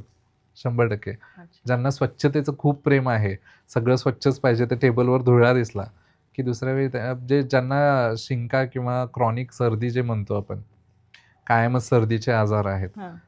ते लोकं प्रचंड स्वच्छतेला प्रवण असतात. बरोबर आहे. म्हणजे हं. मला आता माझ्या ओळखीचे बरेच लोक असे दिसून गेले, की जे त्यांना धुळा फेस जरी करतात. दिसला, हो. तरी ते दुसऱ्या दिवशी शिंकायला चालू करतात. ऑटिझम बद्दल म्हणजे बरेच आता अलीकडं ऑटिझमचे पेशंट्स खूप सापडतात. हो. तर त्याचं एक म्हणजे मला वाटेल, की कारण पण तुम्ही सांगा, की हं. ऑटिझम आत्ताच का इतकं लक्षात येतंय आणि आणि वाढलंय. त्याच्यावरती होमिओपॅथीमध्ये काही आहे का? ऑटिझमवर आम्ही आता 2013 पासून मी तरी वर्क करतोय. बरेच पेशंट्स आम्ही रिकव्हर केलेत. जसं मगाशी मी बोललो, की आमच्या रिलेटिव्हज म्हणजे मध्येच होता. त्याला तर खूप छान रिकव्हरी इतकी केली ना, तो आता स्कूलला जातो. अरे वाह! हे नॉर्मल सगळे स्कूलला. नॉर्मल स्कूलला जातो, मंत्र म्हणतो, लिहितो, वाचतो, सगळं करतो. तर ऑटिझम हा प्रकार काय आहे, तर तो आफ्टर डिलिव्हरी तो आपल्याला डिटेक्ट होतो. इन प्रेग्नन्सी होत नाही. होत नाही. पण ऑटिझमचं मूळ कारण हे ॲक्चुअली त्या कपलमधूनच आलेलं असतं. अच्छा. म्हणजे when the pregnancy is not fruitful, healthy नाही आहे आणि ते कपल त्या प्रेग्नन्सीमध्ये प्रचंड स्ट्रेसमधून ज्यावेळी क्रॉस होतं, स्पेशली द लेडी, अच्छा. कारण की तिलाच हे सगळं कॅरी करायचं हो, असतं. हो. तिचे सगळे मॅक्झिमम 90% तोच भाग असतो. हो. ती ज्यावेळी प्रचंड लेवलला सफर होते and she is not happy with the environment म्हणा किंवा जे काय असेल ते. म्हणजे काय होतं, काही कारणं आपण ओपनली बोललं की त्या फॅमिलीजमध्ये डिस्टर्बन्स येऊ शकतात. हो. पण हे फॅक्ट आहे. हे ज्यावेळी होत नाही आहे, मानसिकता त्यांची स्टेबल राहत नाही आहे and they R suffering through mental health, अच्छा. त्यानंतर ते डायरेक्ट इम्पॅक्ट त्या बेबीवर होतात अच्छा. आणि त्यानंतर त्याचे ते रिॲक्शन्स तसे असतात. सो त्याच्यानंतर ट्रीटमेंट तर आपण त्यांना करतोच. रिकव्हरी पण खूप छान आहे ऑटिझम्समध्ये आपल्याकडे. अच्छा. मग म्हणजे किती एजपासून साधारण किती एजपर्यंत जास्त म्हणजे कधी-कधी हां. कसं होतं, की लोकांनी ट्राय केलेले आहेत आणि तुमच्याकडे येईपर्यंत त्या लेटच मुलाचं झालं आहे. लेट झालेलं आहे. मुलाचं वय वाढलेलं ॲक्चुअली आहे. 5 वर्षाच्या आतला जर असेल ना बाळ, हं. तर तो मीन्स मॅक्सिमम म्हणजे 90+% आपण रिकव्हर करू शकतो. हं. आफ्टर 5 एज काय होतं, त्यांचं एक ब्रेन हे झालेलं असतं अच्छा. आणि म्हणजे आपण म्हणतोय ना, you are new to this place. तर मी समजा तुम्हाला डायरेक्ट केलं, की नाही हे असं आहे, हे असं आहे, हे असं आहे. तर तुम्हाला ते पटकन तुम्ही म्हणजे कळू शकत आणि नाही. ते डोक्यात ठेवणार तुम्ही, की मला हे असं-असं बिहेव करायचं आहे. पण तुम्ही ऑलरेडी इथं खूप दिवस फिरताय आधीपासून आणि मी येऊन तुम्हाला नव्याने काय सांगायला लागलं, तर तुम्ही ते लवकर ॲक्सेप्ट करत नाही. बरोबर आहे. तसं ब्रेन आपला स्टबबोर्न होऊन जातो नंतर. अच्छा. म्हणजे तो पण तरी लवकर पण पॉसिबिलिटी हां, आहे. पॉसिबिलिटी आहेत. अच्छा. रिकव्हरीच्या पॉसिबिलिटीज आहेत. अच्छा. आणि आता आपण म्हटलं, की प्रेग्नन्सी बद्दल बोललो आपण. हां, तर आजकाल अजून एक हे, की वंध्यत्व वाढतंय किंवा बऱ्याच लोकांना कन्सीव्ह करायला प्रॉब्लेम आहे. मग होतंय. कधी-कधी फिमेलला प्रॉब्लेम आहे, कधी कधी-कधी मेलमध्ये. मेलला प्रॉब्लेम आहे.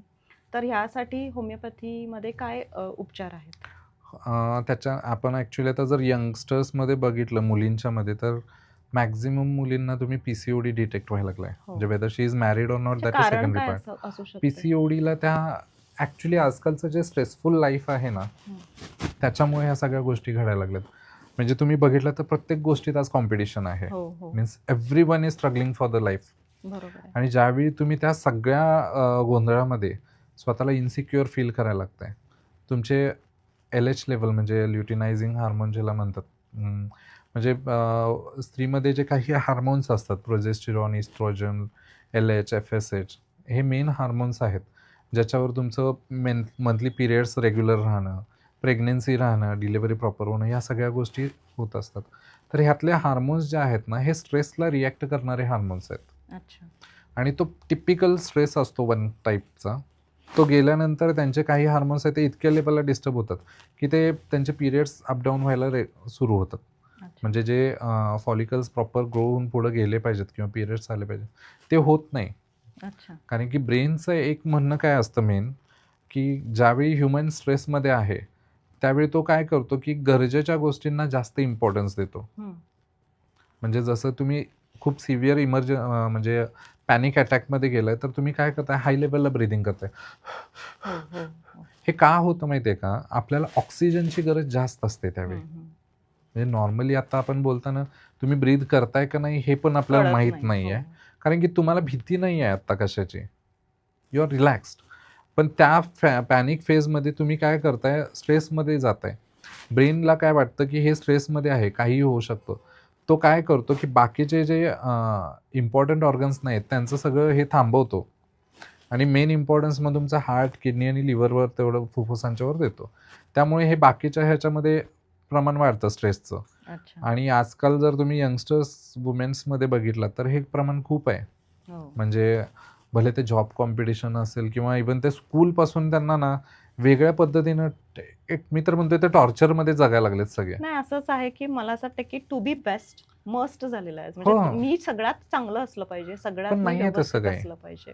म्हणजे तुम्ही जर बघितलात ना, जर आपण म्हणतोय नाही 95 काढ, 95% काढ, पण ती जी 95 टॉर्चरली काढलेली लोकं आहेत ना, ती कुठं नाही आहेत समाजात. हो, हो.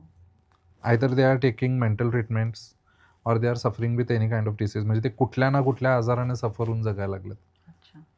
दिस इज नॉट द फॅक्ट की ते टॉप लेवलचे मार्क काढले म्हणून टॉप लेवलची जिंदगी जितात. काही नाही आहे. दे are not happy at all.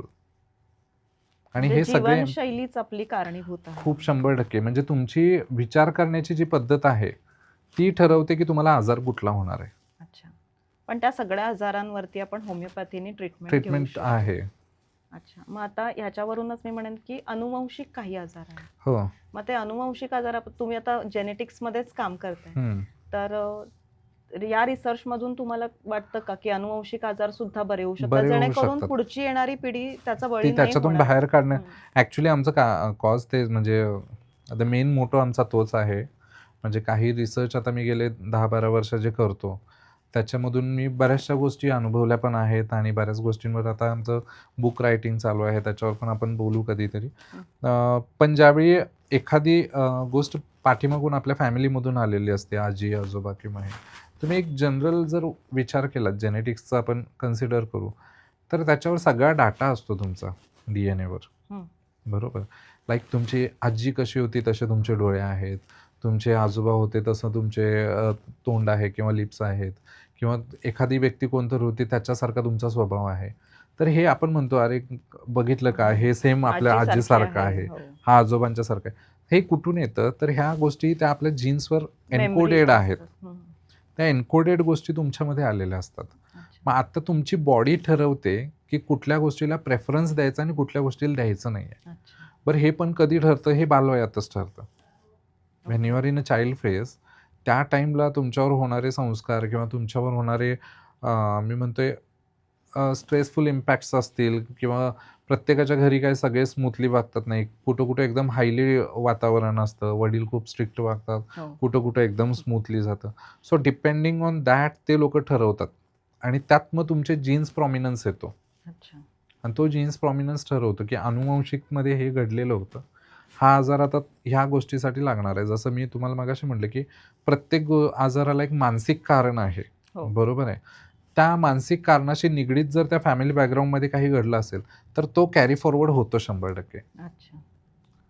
पण बऱ्यापैकी ह्या रोखता येणाऱ्या गोष्टी आहेत. हां, म्हणजे होमिओपॅथीने आपण हो, ते हो, एका 100% पिढीमध्ये प्रॉपर पॉज ट्रीटमेंट करू घेतली शकतो तर आपण. पॉज करू थांबवू शकतो. थांबवू शकतो. अच्छा. आणि थायरॉइड जसं आहे. हां. तर थायरॉइड आणि मायग्रेन हे हं. पण म्हणजे अर्थात जीवनशैलीमुळेच आहे. तर 100% थायरॉइड तर आहे. अशी गोष्ट आहे की ती कळतही नाही हां, किंवा लवकर लोकं लक्षात येत नाही त्याचे टेस्ट करायला जात नाहीत. किंवा ते पटकन वेट लॉसमध्ये जातात. कोणी-कोणी हायर म्हणजे ओबेसिटीमध्ये जातात. हो. वेट गेन होतो. तो पण ॲक्च्युअली स्ट्रेसचाच भाग आहे. थायरॉइड हार्मोन्स हे. अच्छा. म्हणजे हे तुमचं ब्रेन रिॲक्शनवरच आहेत सगळ्या गोष्टी आणि they are maximally related to your positioning. म्हणजे आज तुम्ही जॉब करताय. सो उद्या सडनली तुम्हाला स्टॉप केलं, की नाही you have to sit in home. तुम्ही घरी बसून जेवण करा. बाकी काही करायचं नाही. तुम्ही म्हणणार नाही माझी पोझिशन गेली आज. हो, हो, हो. मग 1 महिन्यापर्यंत तुम्ही चेक करायचं. थायरॉइड येतं. येतं 100%. मग होमिओपॅथीने आपण थायरॉइड, हां, कमी कारण करू शकतो. थायरॉइडला पण असं म्हणलं जातं की एकदा गोळी लागली थायरॉइडची तर तर लाईफ टाईम मोस्टली ॲक्च्युली काय माहिती आहे का? मीन्स मला कोणाला हे नाही करायचं पण हे वाक्य जे आहेत ही ॲलोपॅथीचे आहेत. अच्छा. हे आम्ही कधी नाही म्हणत आहे की आमच्याकडे ते लाईफ टाईम. पण काही आजार आहेत ते ॲलोपॅथीला कन्सिडर करून आपण जास्त हे करतो कारण की ॲलोपॅथी आज टॉपला आहे बरोबर. लाईन ऑफ ट्रीटमेंटमध्ये. So you are considering in that. आणि काय होतं ज्यावेळी होमिओपॅथीमध्ये असं सांगितलं जातं की बाबा नाही हे बरं होतंय 100%. फर्स्ट ऑफ ऑल ते एक त्यांची नजर वेगळी असते, संशय हे असतो. काय सांगा लागलाय. हम्म. मीन्स ॲलोपॅथीमध्ये कसं मोठा दवाखाना, मोठी कन्सल्टिंग, सगळं हायफाय हायफाय. होमिओपॅथ्स बघितलं तर तुम्ही एक जेमतेम असतात. हा, क्लिनिक असतं, हां. पॉलिक्लिनिक असतं. सो त्यांची मेंटॅलिटी तशी झाली आजकाल लोकांची. म्हणजे कधी कधी औषधं लागू पडण्यासाठी मेंटॅलिटी पण हां, तुम्ही महत्वाची आहे, स्वीकारणं विश्वास पण असणं गरजेचं पण आहे त्या गरजेचं गोष्टी. आहे. अच्छा. तुम्ही कितपत स्वीकारताय हे पण महत्त्वाचं आहे. म्हणजे ते म्हणतात ना, तुम्हाला ते सोनं जरी दिलं आणि ते नाही सांगितलं तर त्याचा काही इम्पोर्टन्स अगदीच नाही, नाही. त्यातला प्रकार आहे तो. अच्छा. मग आता सध्या होमिओपॅथीमध्ये नवीन रिसर्च काय काय झालेले आहेत, किंवा म्हणजे कशी त्याची ट्रीटमेंटची पद्धत बदललेली आहे? म्हणजे कधी कधी आपण हां, लिक्विडमध्ये लोक देतात देतात. डोस, काही काही गोळ्या असतात. पिल्समध्ये देतात. हां, तर आता तसं. ॲक्चुअली रिसर्च सुरू आहे, पण ज्या स्पीडला पाहिजे तेवढा नाही आहे फॅक्च्युअलमध्ये. अच्छा. म्हणजे मी गेले 10 वर्ष रिसर्चमध्येच आहे आणि माझी जे मेन इंटेन्शन आहे, की जे होमिओपॅथीला आता वेळ चाललेला आहे बराचसा, हं. की एक पेशंट आला, की आम्हाला हिस्ट्री घ्यायला तास दीड तास जातो. हो. त्याच्यानंतर इव्हॅल्युएट करून त्याला मेडिसिन देऊन मग त्याचे इफेक्ट्स बघणं वगैरे. हं. पण आम्ही आता काही रिसर्चमधून ह्या पॉइंटला आलोय, की ज्यावेळी तुम्ही समोर येणार आहे ना, काही एक पॉइंट्स आहेत सायंटिफिकली असणार आहे हे सगळ्या गोष्टी. म्हणजे हे काय बोलण्यासारखं हे नाही आहे. म्हणजे समजा तुम्ही DNA टेस्टिंग केलं किंवा तुमचे जेनेटिक टेस्टिंग असतील किंवा काही ब्लड रिपोर्ट्स असतील. ते फक्त बघून आपण डिक्लेअर करू शकतो, की हे असं आहे आणि हे असं आहे. अच्छा. हां, म्हणजे त्या लेव्हलचा रिसर्च आता चालू आहे, ऑनगोइंगमध्ये आहे आणि बरेचसे जे मी मगाशी म्हटलं, की ॲक्यूट डिसीजला जो आधी काही स्कोप नव्हता, तो आता खूप छान आहे. सध्या हं, 5-10 वर्षामध्ये हं. होमिओपॅथी मध्ये कोणकोणते बदल झालेले आहेत? म्हणजे ट्रीटमेंट असेल किंवा रुग्णांमध्ये, की वेगवेगळे हे डिसीज दिसतात तुम्हाला, हं. असं वाटतंय का? हो, बरेच म्हणजे गेल्या 5-10 म्हणण्यापेक्षा एक साधारण 15 वर्षापासून ना, ह्याचं प्रमाण जसं मीडिया किंवा मोबाईल युजेस हे वाढलेत ना, रेडिएशनचे इफेक्ट्स, अच्छा. ह्या गोष्टीमुळे बरेचसे आजार पण वाढलेले आहेत त्या पद्धतीनं.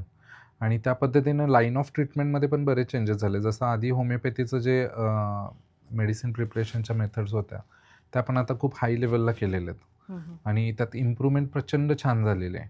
अच्छा. हां, म्हणजे ज्यावेळी आम्ही कॉलेज डेजमध्ये जे बघायचो, त्यानंतर आता 2010-11 नंतर ज्या इम्प्रूव्हमेंट झालेत ना, ते खूप छान आहेत. म्हणजे ॲक्यूट डिसीजेसमध्ये जसं ॲलोपॅथी वर्क होतं ना, मी म्हणतोय तसं किंवा त्याच्यापेक्षाही फास्ट आपण आता वर्क व्हायला लागलोय. पण अच्छा. त्याचबरोबर डिसीजचं प्रमाण पण प्रचंड वाढलं ह्या 15 वर्षात. अच्छा. म्हणजे वेगळे वेगळे डिटेक्ट वेगवेगळे झालेले आहेत. नवीन डिसीजेस यायला लागलेत. पण हे बऱ्यापैकी तुम्ही म्हटलात तर एन्व्हायर्नमेंटल चेंजेस आणि हाय रेडिएशन ह्या गोष्टीमुळेच आहेत. अच्छा. आणि इथून पुढं 5-10 वर्षांमध्ये तुम्ही हं. होमिओपॅथीला कुठे बघताय? म्हणजे तुम्हाला काय वाटतं, की होमिओपॅथी ट्रीटमेंट ही कशी कन्सिडर केली जाईल? किंवा त्याला म्हणजे जागतिक स्तरावरती स्तरावर. आपण बघायला गेलो, हं. तर त्याला कसे दिवस असतील असं तुम्हाला वाटतंय? नाही, ते तर खूप छानच येणार आहेत. म्हणजे हे लोकांनी अनुभवलं कधी पहिल्यांदा कोविडमध्ये. त्याच्यानंतर जर तुम्ही बघितलात तर बऱ्यापैकी लोकांचा कल होमिओपॅथी आणि आयुर्वेदिककडे प्रचंड वाढलेला आहे. बरोबर आहे. आणि पुढच्या 10-15 वर्षात तर 100% इट विल बीट एव्हरीवन. कारण की मी आता तुम्हाला जसं बोललो, की काही भले ते सॉफ्टवेअर असेल किंवा बाकीच्या पद्धती असतील. We are trying to search a point किंवा आम्ही त्या रिसर्च पॉइंटवर येऊन पोहोचलो आहोत. जिथं पेशंट बघितल्यानंतर 4,000 मधलं कुठलं औषध तुम्हाला द्यायचं आहे आणि तुम्ही पटकन रिकव्हर होणार. हा फक्त पॉइंट शोधायला लागलोय मी आणि अच्छा. तो बऱ्यापैकी सर्च आउट झालेले आहेत. म्हणजे बरेच डॉक्टर्स आहेत त्याच्यामध्ये रिसर्च प्रोसेसेस सुरू आहेत आणि ते खूप लवकर होऊन जाईल आणि ते एकदा झालं आणि गव्हर्नमेंट पण खूप छान सपोर्ट करायला लागली या सगळ्या गोष्टींसाठी. अच्छा. काय आपण पण आता रिसर्च प्रोजेक्ट मी जे भरलेले आहेत आयुष मंत्रालयामध्ये, त्यांच्याकडून पण खूप छान रिस्पॉन्स आला या सगळ्या गोष्टींना. अच्छा. अजून एक YouTuberमध्ये मी बघितलं होतं, की हं, प्लासिबो इफेक्ट आणि होमिओपॅथीला रिलेट केलं जातं. हं. तर त्यावर तुम्हाला काय म्हणजे सांगावसं वाटेल? नाही, होमिओपॅथीबद्दल मी काय म्हणतो ते हे करणं, हे खूप आधीपासून आहे. लाइक 1980ला पहिल्यांदा त्याच्यावर ऑब्जेक्शन घेतलेलं, की ही पॅथी नाहीच आहे आणि ते हे बंद करा म्हणून. ओके. बरोबर. त्यानंतर बऱ्याचशा कोर्टात cases and all those things are going on. पण जर इंडियामध्ये जरी कन्सिडर केलात तुम्ही, तर होमिओपॅथीचेच मॅक्सिमम कॉलेजेस आहेत. अच्छा. आणि placebo effect is something different. ज्यावेळी मी तुम्हाला म्हटलं, की होमिओपॅथीमध्ये ट्रीटमेंट दिल्यानंतर पेशंट बरा होतो. मॅक्सिममली आपण मिनिमम डोसमध्ये आपण त्याला रिकव्हर करतो. पण ज्यावेळी तुम्ही रिकवर होताय ना, त्यावेळी तुमची मानसिकता अजून स्टेबल ठेवण्यासाठी काही प्लासिबोज म्हणून आपण म्हणजे जे प्लेन मेडिसिन्स पण यूज केले जातात. अच्छा. That placebo effect is totally different. अच्छा. आणि हे लोकं जे म्हणतात placebo effect that is totally different. पण ह्याला प्रूव्हिंग करण्यासाठी तुम्ही एक 10 पेशंट्स घ्या आणि किंवा 10 लोकं घ्या आणि त्यांना प्लासिबो द्या आणि काही जणांना मेडिसिन्स द्या. तुम्हाला रिझल्ट्स दिसून येतील स्पष्ट. अच्छा. म्हणजे असं नाही म्हणजे की आपण प्रूव्ह करू शकतो की 100% असं नाहीये. हां, हां. म्हणजे हा 100% प्रूव्हेबल आहे. फक्त गैरसमज आहे. गैरसमज आहे. नाही म्हणजे गैरसमजच असणं कारण की इतक्या मोठ्या लेव्हलला जर ही पॅथी वर्क होत हो, असेल कारण तुम्ही 5 वर्ष त्याचा अभ्यास करताय. हां, बरं तर गव्हर्नमेंट पॉसिबलच नाही की तुम्हाला नसलेल्या उगाच ह्या गोष्टी गोष्टींवरती. सांगत नाही ना. बरोबर. बरं आज इंडिया जर तुम्ही सोडलं तर फॉरेनमध्ये काही हे आहेत लाईक जर्मनी वगैरेमध्ये तुम्हाला BHMS जर करायचं म्हणजे होमिओपॅथी जर शिकायची असेल, then the basic test is you have to complete your MBBS. ओ, ओ. म्हणजे आपल्या इथं पीजीमध्ये येतं ते. हां, आपल्या इथं BHMSला 3rd लेव्हलला पकडलं म्हणजे पहिला MBBS मग आयुर्वेदिक अँड देन होमिओपॅथी. पण तिथं नाही. तिथं तुम्हाला आधी हे सगळे कंप्लीट करून मग तुमची कॅपॅबिलिटी असेल तर तुम्ही होमिओपॅथी करावी लागते. अच्छा. आणि जनरल कन्सिडरेशनमध्ये जर तुम्ही बघितलं तर ॲलोपॅथीमध्ये जे काही सब्जेक्ट्स आहेत, ते ओव्हरऑल सगळे सब्जेक्ट आम्हाला आहेत. अच्छा. म्हणजे even surgery, gynaec, even pharmacy वगैरे सगळे आहेत. ते सोडून आमचे 4-5 सब्जेक्ट एक्स्ट्रा आहेत. So we are studying all those things which they are studying. पण एक्स्ट्रा नॉलेज आमच्याकडे जास्त आहे त्यांच्यापेक्षा कारण की आम्ही प्लस होमिओपॅथी आणि शिकलो त्याच्यात. आणि मायग्रेन बद्दल तुम्हाला काय सांगायचं आहे की मायग्रेनचा एकतर कॉज काय असतो मोस्टली आणि दुसरी गोष्ट ट्रीटमेंट काय असू शकते? मायग्रेन इज म्हणजे एक जनरल आपण हेडेक पकडू. इट इज आयदर वन साईडला राहतो कधी कोणाला, कधी फ्रंटेजला असतो, कधी वन साईडला येतो. आणि ह्याचं मेन कॉज राहतं की तुमचं कुठेतरी डिसिजन चुकलेला असतो. अच्छा. म्हणजे मेंटल कॉज आहे तो. जिथं तुम्ही म्हणताय की नाही मी हे करायला पाहिजे होतं like you are in dual mentality की तुम्हाला सॅमसंगचा मोबाईल घ्यायचा होता की ॲपलचा घ्यायचा होता आणि तुम्ही ॲपल सगळे घेतात म्हणून घेऊन आलात and you are not happy with the working. अच्छा. आणि तुम्ही सतत तो कॉज तुम्ही 24 तास खिशात घेऊन फिरताय आता. अच्छा. आणि मोबाईल काढला की हे यार मी सॅमसंग घ्यायला पाहिजे होतं, मी ॲपल घेतला आणि तुमचं डोकं दुखायला चालू होतं. हे मी एक बेसिक उदाहरण दिलं आहे. The causes are in that way. अच्छा. ज्यावेळी तुमचा डिसिजन चुकलेला असतो त्यावेळी तुम्ही ह्या कॉजमध्ये एंटर होता आणि तुमचं हेडेक सुरू होतं. मग ते बेसिक लेवलपासून काही असू शकतं लाईक तो लाईफ डिसिजन पण असू शकतं की मला हे करायचंच नव्हतं. म्हणजे बरेच जर तुम्ही बघितलात की मला इंजिनियर व्हायचं होतं, माझ्या घरच्यांच्या फोर्समुळे मी डॉक्टर झालो. अच्छा. किंवा मला हे व्हायचं होतं, फुटबॉल प्लेअर व्हायचं होतं, घरच्यांच्या फोर्समुळे मी जॉबमध्ये आलो and they are not happy there. त्यावेळी मग तुम्हाला हेडेक सुरू होतं. अच्छा. आणि मग त्याच्यावरती पण ट्रीटमेंट 100% ट्रीटमेंट आहे. तुम्ही कॉज सांगितलात की आम्ही तुम्हाला ट्रीट करणार. अच्छा. मग तुम्ही काहीही सांगा. आणखीन म्हणजे की सौंदर्य वरती आपण जर आलो हां. की सुंदर दिसायचं तर आजकाल डर्मॅटॉलॉजिस्टकडे खूप सारे ट्रीटमेंट्स आहेत. हो. की कधी इंजेक्टेबल ट्रीटमेंट्स आहेत, बरोबर. बोटॉक्स म्हणू शकतो आपण. तर अशा बऱ्याच आहेत. मग हेअरसाठी पण आहेत हो. अशा की मिझो वगैरे की ज्या थोड्या म्हणजे फार नाही पण थोडं पेनफुल आहेच आहेत, ते. आहेत. तर त्यासाठी होमिओपॅथीमध्ये काय आहे? नाही होमिओपॅथीमध्ये बऱ्याचशा क्रीम्स आहेत ॲप्लिकेशनच्या. काही आपण मदर टिंक्चर्स म्हणतो त्यांना म्हणजे लिक्विड फॉर्ममध्ये मेडिसिन्स येतात, काही पिल्स येतात. तर ते खूप छान रिझल्ट देतात त्या गोष्टींना. म्हणजे तुमच्या हेअरसाठी पण आणि हेअरफॉल म्हणा किंवा स्किन डिसीजेसमध्ये आहेत लाईक पिंपल्स असतील किंवा तुमचा स्किन टोन डल पडला आहे, डार्क सर्कल्स येतात. ह्या सगळ्या गोष्टींना आहे ट्रीटमेंट. आजकाल वांग खूप प्रमाणात वाढलंय. हो. तर वांग जे आहे ते आपण होमिओपॅथीने ट्रीट रिकवर करू शकतो. अच्छा. ते पण रिकवर होतं. त्याला काही हार्मोनल चेंजेसमुळे पण होत असतात. एक टिपिकल एजमध्ये ते एंट्री होतं आणि मॅक्झिमम हे वुमेन्समध्ये बघितलं जातं. त्यांची जी लाईफस्टाईल असेल किंवा ॲट द एज ऑफ 40च्या आसपास हे याचं प्रमाण खूप वाढतं. अच्छा. मग त्याला त्या दोन्ही पद्धतीने आपण ट्रीटमेंट देऊन रिकवर करू शकतो. अच्छा. आणि अजून आता आपण स्त्रियांच्या म्हणजे गोष्टींबद्दल बोललो तर मेनोपॉज एक महत्त्वाची गोष्ट आहे. तर मेनोपॉज कधी लोकांना वाटतं की जोपर्यंत माझी मेन्स्ट्रुअल सायकल डिस्टर्ब होत नाही तोपर्यंत मला मेनोपॉज सुरू नाही झालेला. पण चिडण्याचं प्रमाण खूप वाढलेलं असतं अचानक. म्हणजे ते आधीच झालेलं असतं. ते ॲक्च्युअली चालू झालेलं असतं. मग ते मानसिकरित्या कोणी मेनोपॉजला बघतच नाही. नाही. तर ती गोष्ट आपण कधी म्हणजे स्वतःला समजावू शकतो की अरे स्टार्ट झालंय आणि आता मी काहीतरी केलं पाहिजे. ज्यावेळी तुम्हाला फर्स्ट ऑफ ऑल एक बॉडीमध्ये हॉट फ्लश नावाचा प्रकार यायला लागतो. अचानक झळा मारणं, अंगातून गरम होते म्हणजे बाहेर थंडी तर खूप आहे, मलाच एकटीला का गरम व्हायला लागले. बाकी बारीक सारीक गोष्टी लाईक हे इथंच कोणी ठेवलं, म्हणजे ज्या गोष्टीला तुम्ही आधी रिॲक्ट करत नव्हतात, अच्छा. त्या गोष्टी पण तुम्हाला टॉलरन्सच्या पुढे जातात. जिथं आधी तुम्हाला गाणी लावलेली आवडायचीत, आज तेच गाणं ऐकलं की तुम्हाला इरिटेट होतं. हे प्रकार ज्यावेळी हाय लेव्हलला वाढायला लागतात ना, त्यावेळी हे सगळे हार्मोनल शिफ्ट्स चालू झालेले असतात बॉडीमध्ये. अच्छा. आणि प्रत्येकाची बॉडी रिॲक्शन वेगळी असते डिपेंडिंग ऑन तुमचं पास्ट लाईफ, तुम्ही किती फिजिकली वर्क केलं आहे. कोणी तुम्ही सिडेंटरी लाईफ जगला आहे, फक्त बसून काम केलं आहे, तुमचं फिजिकल वर्क खूप झालं आहे, ह्या सगळ्या गोष्टी मॅटर करतात खूप. आणि त्या ठरवतात की तुम्हाला म्हणजे मेनोपॉजमध्ये पेनफुल जाणार आहे का स्मूथली जाणार आहे. अच्छा. आणि त्या कॉजेस आपण हे केलं, जर त्यांना ट्रीटमेंट म्हणजे इवन तुम्ही त्यांना माइंड लेवलला जर ह्या गोष्टी समजून सांगितल्यात ना, तरी तुम्ही हार्मोनल सेटल करू शकताय. अच्छा. म्हणजे होमिओपॅथीने ते पॉसिबल आहे. पॉसिबल आहे. ओके. अजून एक जाता जाता म्हणजे आपण काय सल्ला द्याल की लोकांना आरोग्याच्या बाबतीत, की आजकाल आपण बदलती जीवनशैली बोललो आपण आता, तर त्या संदर्भात बघितलात तर तुम्ही एक साधारण आजकाल जर एक हेल्दी लाईफ जगायची म्हटलं तर लोकांना तुम्ही काय सल्ला द्याल की कशी जगावी हेल्दी लाईफ? पहिलं तर म्हणजे आमचं माझं मत आहे पर्सनल, की दिवसातून तुम्ही 1 तासभर तरी खदखदून हसलं पाहिजे. अच्छा. म्हणजे हॅपी लाईफसाठी तुम्ही हॅपी असणं गरजेचं आहे. स्ट्रेसफुल किंवा स्ट्रेस हा सगळ्यांच्यावर आहे. बरोबर आहे. म्हणजे ज्यावेळी मनुष्य जन्माला येतो ना, तिथून तो मरेपर्यंत तो विदाऊट स्ट्रेस राहत नसतो. काही ना काहीतरी डोक्यात इम्पॅक्ट चालू असतात. पण सगळ्यात महत्त्वाचं काय, तुम्ही त्यांना ॲक्सेप्ट करायला ज्या दिवशी शिकणार आहात. अच्छा. म्हणजे तुम्ही स्वीकारा की नाही बाबा, उद्या मला ह्या 10 अडचणी येणार आहेत. You just get ready for the fight.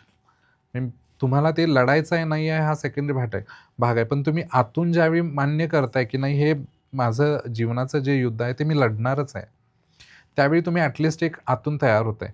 आणि ज्यावेळी म्हणजे मी म्हणतो की तुम्हाला कन्सिडर करा, तुम्ही ऑफिशियल वर्कमध्ये आहात and your boss is torturing you very badly, or some office person तुम्हाला खूप त्रास देतात. मग तुम्ही रोज तिथं जाताय आणि तुम्ही ते मग बघून घाबरताय, मग रडणं आणि हे प्रकार होतात. देन मी जॉब क्विट करू कॅन, ऑल दोज थिंग्स येतात. मी तर म्हणतोय असे बरेच, म्हणजे आमच्याकडे हे पेशंट्स येतात. म्हणजे आमच्याकडे काउन्सिलिंगचा प्रकार खूप असतो. अच्छा. तर माझा पहिला सल्ला काय असतो की चला, आज तुम्ही जाणार आहे ना ऑफिसला, तुमच्या ऑफिसमध्ये एक अडचण आहेत ना, just you go and write down की बाबा हे पहिली व्यक्ती ही आहे जी माझ्याबरोबर अशी बिहेव करते आणि त्याला मी रिॲक्ट काय करतो, तर मी रडतो किंवा मी नाराज होतो किंवा हे होतो. सो फर्स्ट आज तुम्ही डिसाईड करा की मी आज ऑफिसमध्ये गेल्यानंतर ही व्यक्ती अशीच वागणार आहे आणि ही मी चांगलं जरी सांगितलं तर मला असंच बोलणार आहे. ओके. आणि ज्यावेळी तुम्ही हा माइंडसेट करून जाणार आहे आणि त्यावेळी ती व्यक्ती तशी वागली ना, तुम्हाला आतून एक हसू येणार आहे. अरे, मी सकाळी हे ठरवलेलं तसंच घडलंय. अच्छा. आणि ॲक्च्युअली ना तुमचे हॅपी हार्मोन्स तिथं रिलीज होतात. आपण म्हणतोय ना, जिंकणं काय असतं, म्हणजे मी फर्स्ट क्लास एक्झाममध्ये पास झालो, दॅट इज नॉट जिंकणं. तुम्ही प्रत्येक क्षणाला आतनं हसला पाहिजेत. हसला म्हणजे दुसऱ्यावर हसणं नाहीये, पण स्वतःचा विजय जो आहे ना, तो हॅपीली ॲक्सेप्ट केला पाहिजे आपण. भले तुम्ही प्रॉब्लेममध्ये का असेनात. म्हणजे तुम्ही ठरवा, नाही ही व्यक्ती मला डिफीट करणार आहे, म्हणजे तो समोरचा माणूस मला आज मारणार आहे, हे तुम्ही स्वीकारा आणि जावा. त्याने मारलं ना तरी तुमच्या डोक्यात एक असते की मी ठरवलेलं खरं ठरलं. So I am right, he is not right. Right. बरोबर आहे. तर छोट्या छोट्या गोष्टीतून पण तुम्ही आनंद मिळवू शकताय. मीन्स मी हे एक जनरल उदाहरण दिलं, असं म्हणजे जगण्याचा प्रत्येक दृष्टिकोन गोष्टीत बदलला पाहिजे. बदलणं गरजेचंच आहे. आणि हे ज्यावेळी तुम्ही करणार आहे किंवा तुम्ही ज्यावेळी गोष्टींना स्वीकारायला चालू करणार आहे ना, तुमच्या लक्षात येईल की तुमचं आजारी पडण्याचं प्रमाण हे 80% कमी होतं. आजारी पण म्हणजे आजकाल लोकांना फक्त माहिती आहे की, म्हणजे आजकाल ट्रेंड झालं, अरे काय कसं आहेस, काय बीपी शुगर वगैरे, हो मला बीपी आहे की, तुला पण आहे, अरे छान. सगळे म्हणजे आज पुणे मुंबई तुम्ही IT पार्कमध्ये गेलात ना, they all are on medicines. सगळेजण मेडिसिनवर जगायला लागले. अँक्झायटीवरती पण आजकाल 100% ते लोक घेतातच. अजून एक महत्वाची गोष्ट याच्यावरनच मी म्हणेन की झोप न लागणं ही पण एक कॉमन गोष्ट झालेली आहे. हा, हे ऍक्च्युली आपण एक ट्रेंडिंग भाग असतो माहिती आहे का, म्हणजे बेसिकली आपण म्हणजे एकदम रुटीन पासून कन्सिडर करू की लहान मुलं ज्यावेळी ते खेळत असतात, साबणाचे फुगे उडवतात. थोडेसे मोठे झाले की मग ते काहीतरी वेगळे काहीतरी प्रकार, क्रिकेट वगैरे खेळणार आहेत. कॉलेज लाईफला गेले की त्यांचं गाड्या घेऊन फिरण्याचा प्रकार असतो. मिडल एजला आल्यानंतर मग ते जॉब करणं आणि ह्याच्यात असतात. ओके, आता ह्या एजला आपण समजा इथं फुगे उडवत बसलो तर हम्म. तुम्ही मान्य नाही करणार. नाहीच. का मान्य नाही करणार? कारण माइंडसेट असा झालाय की आता मी जबाबदार आहे. हां. मी वेगळं, म्हणून मी काय लहान फुगे नाही उडवायचे राहिले. नाहीत? मग तुम्ही हसायचं नाही? म्हणजे जे आपल्यातलं लहान मूल आहे तुम्ही ते ते जिवंत जिवंत ठेवलं ठेवा. पाहिजे. मी तर म्हणतोय तुम्ही एन्जॉय. तुम्ही रस्त्याने वरात चालले ना, 2 मिनिटं गाडी बाजूला लावा आणि नाचा त्याच्यात जाऊन. Seriously you do that. ते जास्त मजा देतं नाही आणि खरंच माइंड देतं. रिलॅक्स होतो. माइंड रिलॅक्स म्हणजे तुमच्या जर गोळ्या चालू असतील त्या बंद होतात.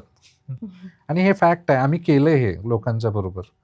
अच्छा. म्हणजे माझे बरेच असे पेशंट आहेत ज्यांचे मेडिसिन्स बंद केलेत. ह्या बेसिक गोष्टी आम्ही त्यांच्या चेंज करून. अच्छा. आणि आमचा जो बुक राईटअप चालू आहे तो निव्वळ त्याच्यावर चालू आहे. म्हणजे पुस्तकाचं नावच मी दिलंय बियॉन्ड मेडिसिन्स. तुम्ही मेडिसिन्सवर जगू नका. You go beyond that. There is lot of things. म्हणजे प्रचंड आहे बघण्यासारखं. अच्छा. पण आपण कुचंबून जगायला लागलोय त्या गोष्टीत. म्हणजे बरोबर. तुमच्या भावना दाबायच्या आणि त्या दाबलेल्या भावना दबून ठेवण्यासाठी वरनं गोळ्या खायच्या. गोळ्या खायच्या. म्हणजे त्या बाहेर पण काढायच्या नाही हां, आणि त्या आणि प्रॉपर ट्रीट पण ट्रीट पण करायच्या. करायचं नाहीत आणि स्वतःला डॅमेज करून घ्यायचं. बरोबर आहे. हे प्रकार होतात. So better you accept few things. Right. म्हणजे कोण काय म्हणणार आहे ह्याच्याशी मतलब ठेवून जगण्यात अर्थ नाही आहे. माझं आयुष्य माझं आहे. तुम्ही एक्सप्रेस करायला शिका. तुम्ही ॲक्सेप्ट करायला शिका. ह्या 2 गोष्टी जर केल्यात ना, then you are happy in all the situations. Right. म्हणजे तुम्हाला आज इथं ठेवलं काय आणि तुम्हाला राजस्थानच्या वाळवंटात ठेवलं काय, काही देन फरक ऑल्सो नाही. You are happy with that. That's true. ह्या फेजला आपण गेलं पाहिजे कुठंतरी. तर बरोबर. तुम्ही निरोगी आयुष्य 100% जगणार. बरोबर आहे. Death is fix. कोणी वाचणार हां, नाही. सगळे जाणार आहेत. सगळे. Everyone is going to go. पण at least we will go happily. Right. बरोबर आहे. अजून एक आहे की व्यसनांबद्दल म्हणजे आता आपण बोलता बोलता एक लक्षात आलं की मोबाईलचं व्यसन लागलंय आता लोकांना. त्याचबरोबर ड्रिंक्स करतात लोक, बरोबर. चेन स्मोकर असतात. आजकाल म्हणजे अगदी काही जे हे पण घेतात म्हणजे ड्रग्ज घेतात ड्रग्सचं लोक. प्रमाण वाढलंय. तर त्याच्यासाठी होमिओपॅथी वर्क करते हो, का? खूप छान आहे. आमचे बरेचसे पेशंट्स आहेत ज्यांचं आम्ही आता अल्कोहोल वगैरे कम्प्लिटली बंद केलंय. अच्छा. And they R totally fine with their life. अच्छा. म्हणजे अल्कोहोल असेल, स्मोकिंग असेल, मोबाईल ॲडिक्टेड असतील. ते पण होतं 100% रिकवर करू शकतो आपण ते. अच्छा. आणखीन एक आता लास्ट म्हणू शकतो आपण की प्रश्न घरी ठेवण्यासाठी अशी काही पर्टिक्युलर मेडिसिन्स आहेत का हो, होमिओपॅथी आहेत मध्ये? ना. आपण एक किट पण बनवतोय. म्हणजे ज्याच्यामध्ये तुम्हाला बेसिक म्हणजे फर्स्ट एड म्हणू शकतो फर्स्ट एड आपण. टाईप. हां. तुम्ही सर्दी, खोकला किंवा बेसिक लूज मोशन्स, ॲब्डॉमिनल पेन असेल किंवा हेडेक होतोय, फीवर आलाय, ह्या गोष्टीचे काही किट्स आपण बनवलेले आहेत किंवा सिंपल हे आहेत जे तुम्ही रुटीन यूजला वापरू शकता. आणि असं नाही की ते फक्त ॲडल्ट्सनी, तुम्ही जन्मलेल्या बाळाला पण ते देऊ शकताय आणि वयस्कर म्हणजे 90 वर्षाच्या व्यक्तीलाही देऊ शकताय ते. मला आता तेच विचारायचं होतं तुम्हाला हां, की साधारण होमिओपॅथी ट्रीटमेंट घेण्यासाठी एज कुठल्यापासून काही कुठपर्यंत संबंध नाही. असावं? प्रेग्नन्सीपासून चालू करायचं. आणि ते अच्छा. डिलिव्हरी झालेल्या बेबीला पण आम्ही देतो. अच्छा. मीन्स इतके सुरक्षित आहेत. ती शोक्ती नाही, पण माझी दोन्ही मुलं, फर्स्ट वन आता 2रीला आहे, दुसरा आता जस्ट 1 वर्षाचा आहे. दोघांनाही मी कुठलेही वॅक्सिन्स दिलेले नाही आहेत. ओके. धाडस आहे खूप मी मोठं. कुठलंही दिलेलं नाही फ्रँकली. आणि सेकंड थिंग, त्यांना मी आता त्यांना परवा वारफोडे येऊन गेल्या. पण त्यांना ना फीवर ना काही त्रास झाला. म्हणजे literally it was very normal. Normally आल्या आणि नॉर्मली निघून गेल्या. म्हणजे त्यांना काही द्यायची गरज पण पडली नाही. And they very happy. म्हणजे असं नाही की त्यांनी जेवण सोडलं आणि ते रडत बसले दिवस, काही नाही. अच्छा. तो छोटा तर आता 1 वर्षाचा आहे, तरी पण तो he was enjoying the full things. अरे. म्हणजे त्यांना काही झालं तर आम्ही बेसिकली होमिओपॅथी ट्रीट करतो डे 1 पासून. अच्छा. म्हणजे असं काय नाहीये की एज पण नाही, फॅक्टर नाही, काही मॅटर नाही करत. उलट जेवढं तुम्ही लहानपणी द्याल ना, तर ते नंतर त्यांना औषधं घ्यायची गरज पडत नाही. पडतच नाही. औषध दिल्यानंतर काही काही पेशंट्समध्ये हिलिंग क्रायसिस बघतो आपण, तर ते तुम्ही कसे हाताळता? ॲक्च्युली त्याला होमिओपॅथिक ॲग्रवेशन असं म्हटलं जातं. अच्छा. म्हणजे हा गुड साईन असते ती. अच्छा. म्हणजे ज्यावेळी आपण होमिओपॅथीचं मेडिसिन्स दिलं जातं आणि तो प्रॉपर डोस बसतो त्याला, त्यानंतर पहिला त्याचे सगळे सिम्पटम्स हायरला जातात. म्हणजे त्याला हँडल करायची गरज नसते ॲक्च्युली. पहिले 24 ते 48, जर तो ॲक्यूट डिसीज असेल शॉर्ट टाईममधला, तर पहिले त्याला एक 2-3 तास थोडं, म्हणजे समजा तो एक 8-10 दिवस झालं फीवरनं सफर होतोय किंवा चेस्ट कंजेशन आहे, तर पहिला एक त्याला तासभर जरा हाय ग्रेड फीवर येईल. त्यानंतर एकदा उतरला की तो क्लिअर होऊन जातो. हे होमिओपॅथी प्रूव्हिंगमध्ये म्हणजे सिद्ध झालेल्या गोष्टी आहेत. जसं की मगाशी मी तुम्हाला सांगितलं, जे औषध तुम्हाला आजारी पाडतं तेच औषध तुमचा आजार काढू शकतं. बरं, करू शकतो. बरोबर आहे. आपण आता वॅक्सिन जर तुम्ही विचार केलात, लहानपणापासून जे वॅक्सिन्स दिले जातात त्याचा रोल काय आहे? तर ज्यावेळी तुम्ही डिसीजमध्ये म्हणजे वॅक्सिन सोडतात त्यावेळी ते अँटीजेन्स तुमच्या बॉडीमध्ये फिरत असतात आणि सेम पद्धतीचे ज्यावेळी तुमच्यामध्ये येतात त्यावेळी ते अँटीबॉडीज जनरेट करतात, त्यांच्याशी फाईट करतात आणि त्यांना बाहेर काढतात. बरोबर. So same way homeopathy work करतं. ऑलरेडी तुमच्या बॉडीमध्ये एक आजार आहे, समजा त्याचं नाव XYZ आहे, तर आपण पण वरनं XYZच देतो. पण देताना आपण अनकंडिशनल मेडिसिन्स असतात. मेडिसिनल हे म्हणजे त्याच्यापेक्षा हायर लेवलला जाऊन वर्क करतात आणि त्यांना फाईट करतात. अच्छा. आणि त्या फाईटच्या दरम्यान काय होतं, की तो आपला मेडिसिनचा डोस ज्यावेळी प्रॉपर बसतो, त्यावेळी तो त्याला बीट करताना त्याचे सिम्पटम्स हायला दाखवतो अच्छा. आणि त्यानंतर मूळचा आजार शरीरातून निघून जातो. अच्छा. हं. म्हणजे मग लोकांना तुम्ही ऑलरेडी त्याची कल्पना देता. हो, आम्ही आधीच सांगतो, की हे औषध घेतल्यावर पहिल्या 2 दिवस तुमचे तक्रारी वाढतील. जर तो क्रॉनिक पेशंट असेल तर. ॲक्यूट असेल तर त्याला आम्ही सरळ सांगतो, एकतर तुला लूज मोशन, उलटी किंवा ताप येणार. अच्छा. आल्यानंतर काहीही करू नको. Just get relaxed, have ORS किंवा पाणी भरपूर प्या आणि रिलॅक्स राहा. ते कमी होऊन जाईल. अच्छा. आता एक म्हणू शकतो आपण की कोरोना इफेक्ट म्हणू शकतो हां. की त्यामुळे बऱ्याच गोष्टी ऑनलाईनवरती शिफ्ट झालेल्या बरोबर. आहेत. तर होमिओपॅथी पण ऑनलाईनवरती शिफ्ट झालेलं आहे का? आहे. माझं ॲक्च्युअली क्लिनिक मुंबईमध्ये विक्रोळीला आहे. पुण्यामध्ये पण सदाशिव पेठेत. पण गेल्या आता 2 वर्षात मी एकदाही व्हिजिटला गेलेलो नाही आहे. अच्छा. कारण की तिथं काय व्हायचं, मुंबईमध्ये जिथं माझं विक्रोळीला क्लिनिक आहे, तिथं जे पेशंट्स यायचे ठाणे किंवा दादर वगैरे, ते लोकलनी ट्रॅव्हल करून तिथं यायचे आणि मग दिवसभर आमचं क्लिनिक चालायचं. संध्याकाळी मी परत ते उरकले की दुसऱ्या दिवशी रिटर्न यायचो. त्यानंतर फॉलोअपसाठी पेशंट्स फोन करायला लागले आणि त्यांनी मग नंतर आम्ही काय केलं, ऑनलाईन कन्सल्टेशनच सुरू केलं सरळ अच्छा. आणि तिथला सेटअप आम्ही स्टॉप केला. कारण की जाणं-येणं हा जो एक्झर्शन भाग होता, तिथं जाऊन आम्ही काय करणार? म्हणजे होमिओपॅथीमध्ये जर तुम्ही बघितलात, तर आम्हाला ना इंजेक्शन द्यावी लागते किंवा फिजिकली तुम्हाला काही हे काहीच करायची करावं गरजच लागत नाही. नाही आहे. अँड मीन्स मॅक्झिममली आपण विदाऊट टच सगळे पेशंट्स रिकव्हर करत असतो. त्यामुळं आम्ही ऑनलाईन कन्सल्टेशनच सुरू केले आणि आता मॅक्झिममली ऑनलाईन सुरू आहे. म्हणजे पुण्यातले, मुंबईचे, इव्हन आमचे आता बाहेर पण पेशंट्स आहेत. काही दुबईचे वगैरे पेशंट्स आहेत. अच्छा. And they are getting very well. आणखीन म्हणजे एकंदरीत घरच्या घरी ठेवायचे किट्स पण आपल्याकडे आहेत अवेलेबल अवेलेबल. आहेत आणि तसे औषधं पण आहेत. हो, आहे तर तसे खूप छान. त्याचबरोबर अजून मी म्हणेन की प्रिकॉशनरी म्हणजे जसं म्हणलं की तुम्ही वॅक्सिनेशन वरती यू डोंट बिलीव्ह किंवा बिलीव्ह बिलीव्ह म्हणण्यापेक्षा की म्हणण्यापेक्षा मी तुम्ही नाही घेतलं. ट्रीट करू शकता. हां. तर तुम्ही ते नाही घेतलेलं आहे. तर प्रिकॉशनरी आपण काही मेडिसिन्स होमिओपॅथीमध्ये हो, आहेत आहेत का? ना तशा बऱ्याचशा आहेत. जसं मी कोविडमध्ये पण एक प्रिव्हेंटिव्ह ड्रॉप बनवला होता. तर ते जे मेडिसिन्स ज्यांनी घेतलेत, मीन्स मी 1000 नाही, मी म्हणतो ते 25-30 हजारपेक्षा जास्त लोकांनी घेतलेले आहेत आणि बऱ्यापैकी कोल्हापुरातले नामांकित लोकांनी ते मेडिसिन्स माझे खाल्लेले आहेत. ते घेतल्यानंतर मी तर म्हणजे चॅलेंजिंगली सांगतो की 90 नाही 95% लोकांना कोविड झाला नाही आहे. अच्छा. म्हणजे ज्यांना झालाय त्या मे बी काहीतरी डिफरंट कॉजमुळे असेल. पण जे प्रिव्हेंटिव्ह मेडिसिन आम्ही ते कोविडसाठी बनवलंय किंवा बाकीच्या डिसीजेससाठी, तर ते 3 दिवस आम्ही फक्त 3-3 थेंब सकाळी तुम्ही जिभेवर घ्यायचे 3च दिवस. आफ्टर दॅट फॉर 1 मंथ तुम्ही कोविडबरोबर फिरा, नाही कोणाबरोबरही फिरा, तुम्हाला काही होत नव्हतं. अच्छा. म्हणजे असे ट्रायल्स नाही, आम्ही कितीतरी पेशंटचे रिपोर्टेड आहेत, ज्यांनी माझे प्रिव्हेन्शन घेऊन बसलेत. 10 जण होते, त्यातले ज्यांनी दोघांनी माझे मेडिसिन घेतले, ते बाकीचे 8 पॉझिटिव्ह आलेत, पण हे दोघं आले नाहीत. अच्छा. म्हणजे त्यांच्याबरोबरच असून पण आले नाहीत. अच्छा. इवन मी होतो, माझा स्टाफ होता. म्हणजे मी तर कितीतरी ICUजना व्हिजिट केलं. आम्ही वेंटीचे बरेचसे पेशंट्सना रिकव्हरी दिली. अच्छा. पण तिथं पण आम्ही कधी मास्क नाही वापरला. अच्छा. अदरवाईज मग तसं असतं तर मी पण पॉझिटिव्ह झालो असतो किंवा ते सगळे इम्पॅक्ट्स माझ्यावर दिसले असते. बरोबर आहे. म्हणजे साधारण होमिओपॅथी म्हटलं आपण तर मानसिकतेमधून हा प्रवास सुरू होतो आणि तो पुन्हा मानसिक ट्रीटमेंट म्हणजे मानसिकतेवरतीच ट्रीटमेंट थांबतो. घेऊनच तो थांबतो. म्हणजे तुमचं ते शारीरिक डॅमेज झालेलं आहे, तो रिकव्हर करत परत आपण तुम्हाला एक तुमच्या बेसिक नेचरवर आणून सोडतो आपण. अच्छा. म्हणजे ह्युमन बिईंग ज्यावेळी जन्माला येतो त्याचं एक टिपिकल एक नेचर असतं प्रत्येकाचं. तुम्ही जर तुमचा मूळचा स्वभाव ज्यावेळी बदलतो ना, त्याच वेळी तुम्ही आजारात जाताय. अच्छा. तुम्ही जर ऑब्झर्व्ह केलात ना प्रत्येक गोष्टीला, तर तुमच्या लक्षात येईल की मूळचा स्वभाव हलला ना, की तुम्ही काही ना काहीतरी प्रेझेंट करायला चालू करताय शरीरामध्ये. म्हणजे शरीर दाखवायला लागतं. हां, शरीर लगेच. आरसा आहे म्हणू शकतो आपण 100% मनाचा. की मनात काहीतरी खळबळ माजली की शरीरातून ती ते प्रेझेंट दिसणारच आहे. करतच बाहेर. फक्त ते प्रेझेंटेशन जे आहे ते आपल्याला लक्षात येणं गरजेचं आहे. आपण ट्रीट करतो वेगळ्याच गोष्टी आणि आत घडत असतं ते वेगळंच होत असतं. हां. म्हणून त्यांना आपण क्रॉनिकमध्ये जे म्हणतो ना, की शुगर कधीच बरी होत नाही. कारण की मूळचं कारण आपण नाही काढत आहे. बरोबर आहे. ज्यावेळी तुम्ही मूळचं कारण काढणार आहे, त्यावेळी तो माणूस त्यातून 100% बाहेर पडणारच आहे. अच्छा. तर साधारण आजची आपली चर्चा बघता आपण बऱ्याच गोष्टींवरती बोललो. तर एकतर जीवनशैली आपली कारणीभूत आहे, की ज्याच्यामुळं आजार निर्माण होतात.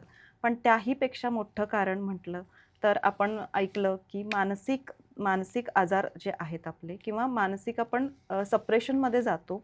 आपण व्यक्त होत नाही आणि व्यक्त न झाल्यामुळं आपलं शरीर तो आरसा सगळ्यांनाच दाखवतं आणि त्याच्यामुळं बरेच वेगवेगळे प्रकारचे रोग होतात. आणि ट्रीटमेंट घेताना आपण जे दिसतंय त्याच्यावरती ट्रीटमेंट घेतो. हं. जे असतं त्याच्यावरती नाही घेत नाही घेत. आणि त्याच्यामुळं साधारण ट्रीटमेंट प्रोलॉंग होते किंवा तुम्ही बरे होत नाही. तर होमिओपॅथीवरती आपण आज सखोल चर्चा केली आहे.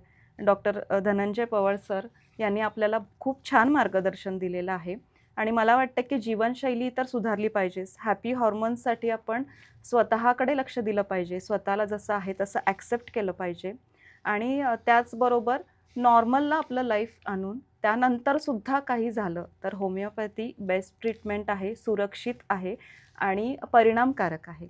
तर थँक्यू सो मच सर. तुम्ही Thank you, आलात वेळात वेळ काढून आणि आज आम्हाला खूप छान मार्गदर्शन दिलेलं आहे आणि सर तुम्ही आज वेळात वेळ काढून आलात हं. आणि प्रसारमाध्यमच्या OPD या स्पेशल मालिकेमध्ये तुम्ही आज खूप छान माहिती सांगितली.